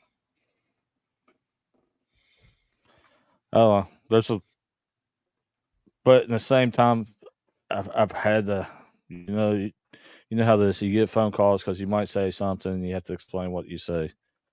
Um, but most of the time, I don't talk about anything that's what would be considered public knowledge. That somebody could Right. Google or somebody publicly know. So Yeah. that's my philosophy. Like if I'm going to talk about it, it's public. What we would consider public knowledge. Yep. The release to public record for public release. Yep. So it is what it is. See, Doc, this is why I love doing this with you. We have these great conversations here. Oh, absolutely. I could do this for hours with you. we're gonna have such a great time in Daytona. We will, but I don't know if the people with us will. They'll be like, these guys are freaking idiots. Yeah. You know. See, Grizz goes, I'm old school, still learning with the new stuff. Makes me feel like a basket case. Well, you know what, Grizz? I'm old school, but I'm also open minded to the new school part of it. And I understand where they're coming from. I respect where they're coming from. But at the same time, when I was a member, I would make sure they learned the old school ways because old school, you got to know your history. Because if you don't know your history, you're always doomed to make the same mistake. Like with anything else, there's a reason why the Tiger tanks and Panther tanks are still parked all over Germany from World War II, and they are kept up. And they're not kept up as a memorial of, Germany's rise to power during World War II. No, they're kept up as a constant reminder of what not to do. They're constantly learning from their history to educate. See, this is where you do a lot better than me. I'm what you would consider young. I'm still in my 30s, but where I was raised and taught by such old school graybeards, I'm very old school about stuff. Yep. Same here. I mean, I was taught as a prospect how to treat prospects by an icon in the lifestyle. Mm-hmm. And not saying any names, but that icon, before he passed away, celebrated 50 years in the life. That's a long freaking time. Jeez. And no matter which side of the fence you sit on, you got to respect that man as an icon of the lifestyle. And he taught me face to face on how to treat a prospect one night as a prospect. Oh, you mean you don't use and abuse prospects? Nope. Thank God. I hated that. You could tease them, haze them, have fun, but you don't use them, you don't abuse them, you do not make them do anything you wouldn't do. Don't sit there, well, I've done it, so you have to do it. No. Lead by example. So here's another thing I'll put out there. The thing that was got me fired up was if they had an old lady and they happened to be around, and somebody do something to embarrass them in front of their old lady, I would lose my mind. Oh yeah, because I'm like, that's a man. You don't do that to that guy. Nope. Well, there's a time where you have to get their methodology of way they used to do things and think as a civilian to change over to think in that life. You have to have them learn that methodology. And sometimes it's harder than others. Sometimes it will take a lot. But there's a right way and a wrong way of doing it. And unfortunately, a lot of people believe in embarrassing and belittling and yelling is a way to do it. And you know what? I sit there and look at them. You catch more flies with honey than you do with vinegar. And what you're doing now is spit and vinegar. I don't know. Like I said, I got taught by graybeards. I feel very fortunate about who took me under the wing, and I mean the other thing is I feel like it's my duty, even though I don't do that anymore. It's still my duty, kind of, to keep that spirit alive where we came from. You know, I sit there and I still live my life the way I want to live it. I still live up to a lot of the traditions of that lifestyle. I don't sit there and preach it. I don't sit there and try to educate anybody.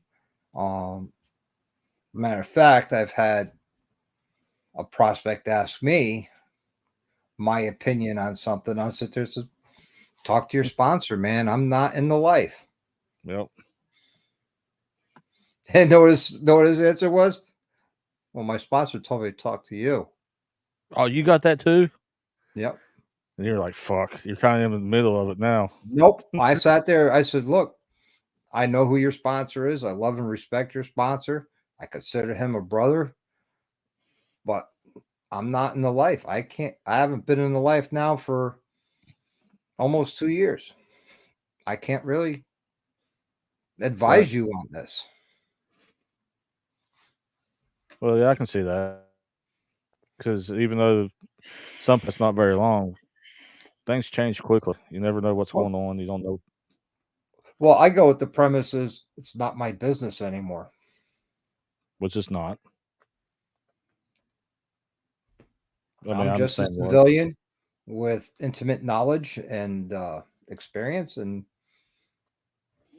you know, exactly. I'm just a civilian that knows how to conduct myself when I'm around. Don't worry about it. Yep. I take that chapter and I went, done. Fold it up, put it away. Yeah. But same time, I'm glad I did it. Oh yeah, absolutely. I got a lot of great stories.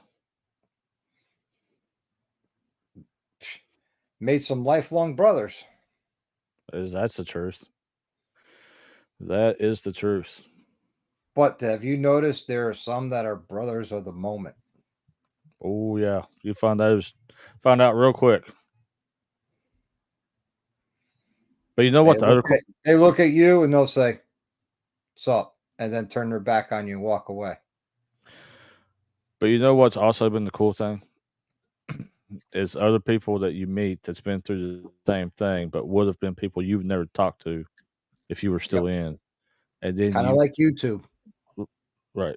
And then you get to know them, talk to them. And not saying you're going to be best friends, but it's nice to talk to them. You guys have a mutual respect because you know where each other's came from. Yep.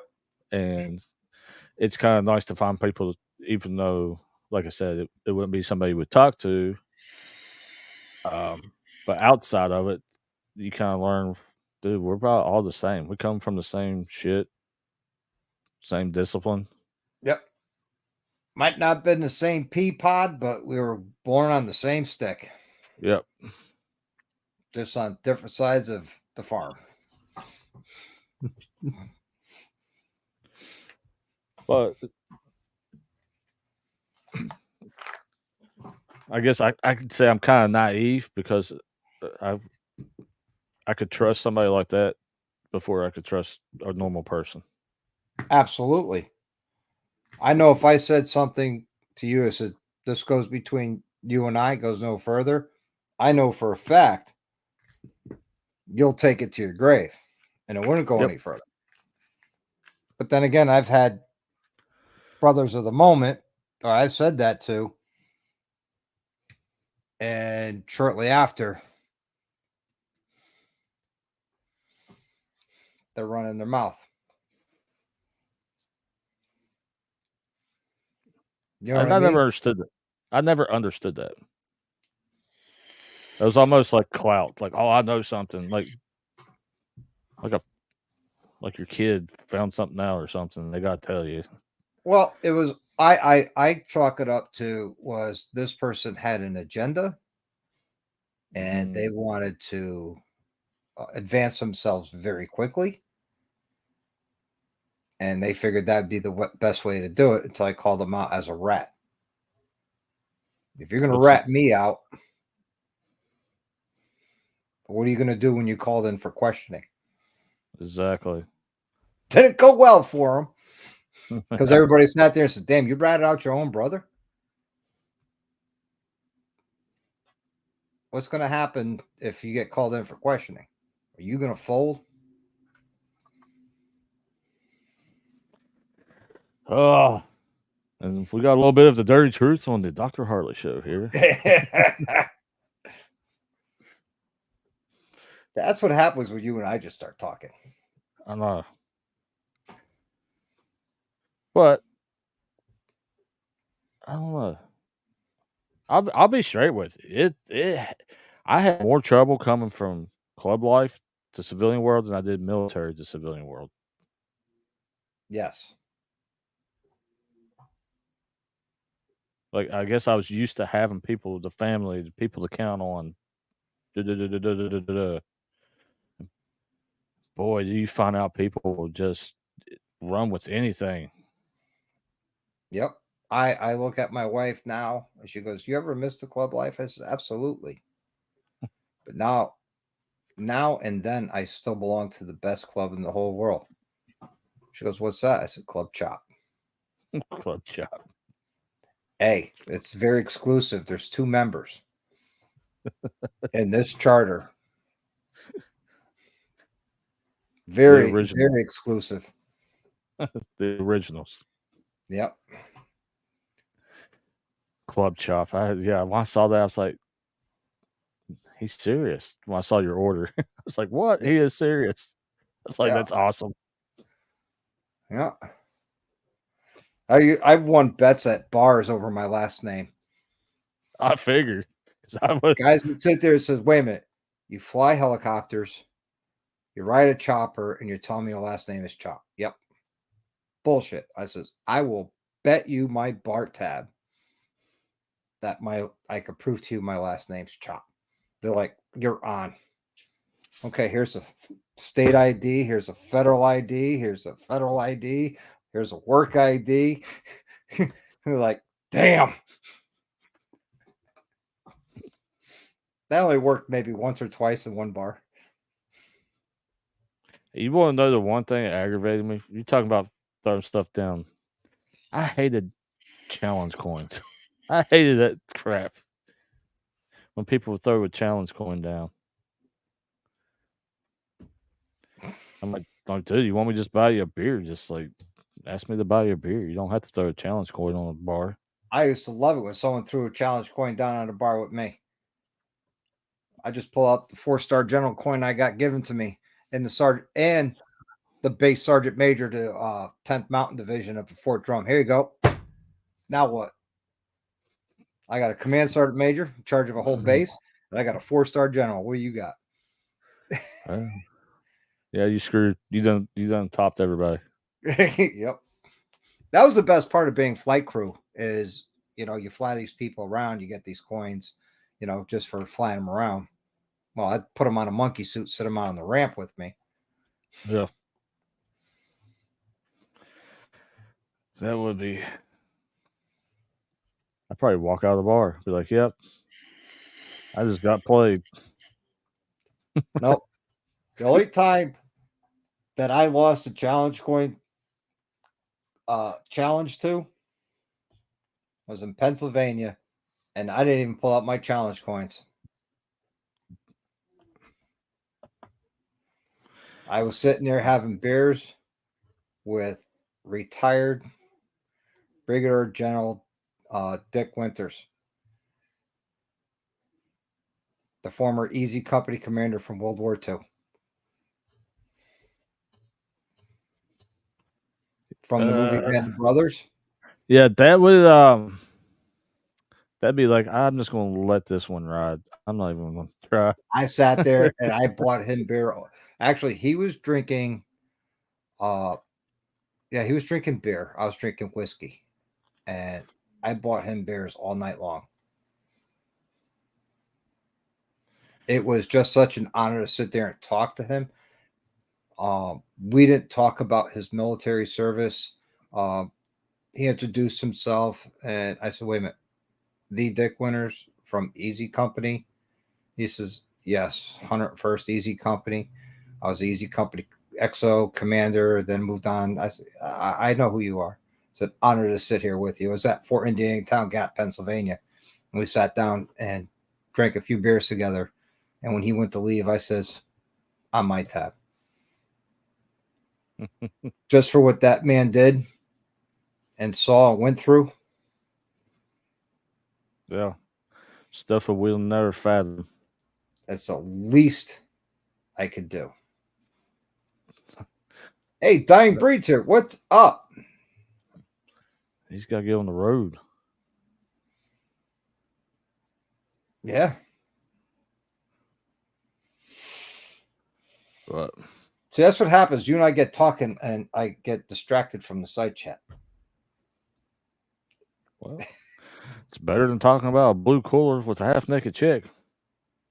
Did you say half naked chicks? Yeah, I said half naked, not full naked. That's okay. I like half naked chicks. Leaves more to the imagination. Oh my gosh. I don't think I could ever take a Jello shot the right way after seeing you. So you got to admit it was entertaining. It was very entertaining. It was a good, What good, we do, good. man. It was a good evening. Just good That place was a to, great evening. That made my whole rally. That Just- one evening. yeah, just chilling, get to meet everybody. It was a great spot, and Hang out, have some Yeah. laughs, some good, clean, legal laughs. You know, yep, didn't have to worry about offending somebody or anything like that.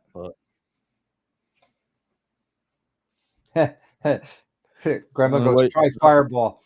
Yeah. Grandma and I got tore up with Monkey on Fireball. I've never been big on Fireball. Well, let's see. Monkey lost his bike. Well, I wouldn't say he lost his bike. He parked it at Sandman's RV and forgot where the RV was. And then lost his phone in the same night. Dude, where's my bike? So Dying Breed wants to know, how's life in Ohio? Oh, we're about to go to West Virginia. That's how life is in Ohio. Yep. And Sandman. Yep, Sandman was there. And we got tore up. That was a good night, too. That was another good night that helped make my rally down in Daytona. It was that night, Sandman, Gremlin, Monkey, and I, and then that was a Tuesday night. Did I meet Gremlin? No, because Gremlin was there Tuesday night. You showed up Wednesday night for Confederate Railroad. Right. And that Wednesday night, I got so tore up. It was that Thursday was my birthday.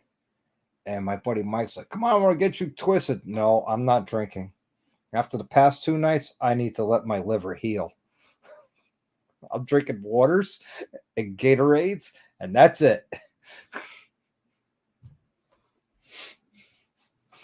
Gremlin said he was recouping.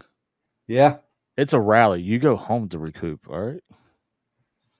You drink as much as we did with Monkey, you'd need a day or two to recoup too. But then again, you're younger than us, so trust me, when you get older, it takes longer to recoup. Well, I'm already feeling it. I'm starting to get to that age where I'm like, I'm 53, man, and let me tell you, I used to be able to go out and drink all night and then go fly missions and come back and drink all next night and be fine. yeah. I remember those days. You drink all night and wake up like nothing ever happened and just keep on going. Drink all night, go do a PT test, come back and be good. Yeah. Hell, you might even still be drunk when you're doing the PT test. You never know. Oh yeah, especially if the PT test was on a Monday morning, or a Saturday morning, all you did is smell alcohol coming out of everybody's pores. Yeah. I'm having flashbacks. Doc, quit. At 67, 68 in March. Yeah.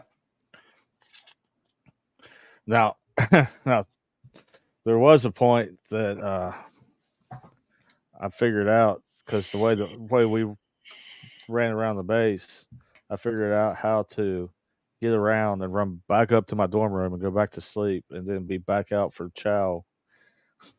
Because we do PT before we went to chow every morning. Mm-hmm. So I figured out how to go back to bed and then be back up for chow. Nobody ever missed me. Well, congratulations, Grizz, on being clean and sober for 4.5 years. That's awesome. That really is. Congratulations, dude. From the bottom of my heart, I'm happy for you. I really am. I'm really not a big drinker anymore. Now I'll drink some whiskey, but I don't get trashed or anything. Well, here's the funny thing. My buddy Mike, who I travel with to Daytona, right. I remember meeting. Yeah. He's clean and sober for like 16 years or something like that. And he said to me, he says, hey, if you want to get beers and bring them back to the RV, man, that's fine with me. I said, you sure? He goes, yeah. It's all right. I'm going to run down to the store at the gas station up the road. I'm going to get some beers. I'll be right back. So I jump on the bike and go to the gas station and buy some beers. I come back. And he's like, I thought you said you're getting beers. I'm like, I did. I open up my saddlebag and I pull out a 6-pack. And he's like, really? That's all you got? And I'm like, yeah, that's all I got. I don't need much more than that. And he said he got up the next morning. He's kind of disappointed because, 3 of them were still there. I said, dude, I control it. It doesn't control me.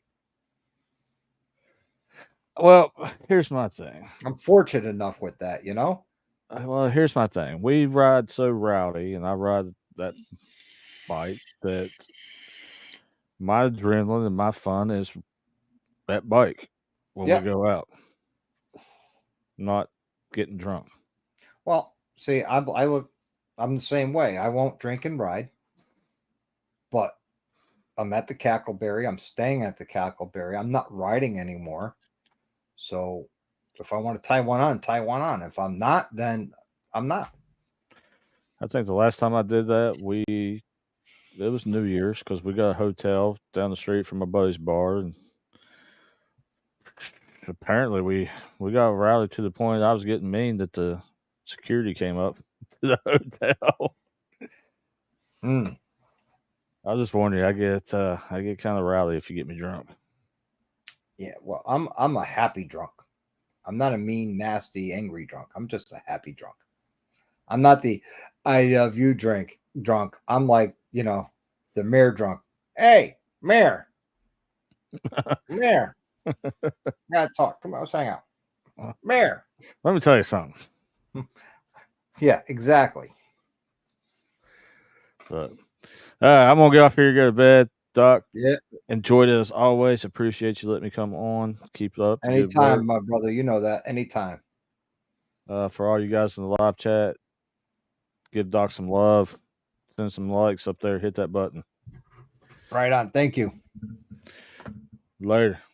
All right, guys. With that being said, we've been at this now for over 4 hours. 4 hours, 13 minutes, and 50 seconds at this point. I'm going to end this. I'm going to say good night. Thank you to everybody who came on the panel tonight. To Moto Noggin, Hell's on Two Wheels, Tweedledee, Danny D'Lo. Thank you for coming on. Everybody on the side chat, thank you very much. DeWitt, Gremlin, thank you for still hanging out. Rhodey, thank you for still hanging out, man, for this long with me. I appreciate it. You guys are awesome. You guys rock. You know, I just want to say good night. Live the best life you can, because I honestly mean that. I know I say it all the time, but I actually mean it. I want everybody to live the best life you can, and ride often and ride hard.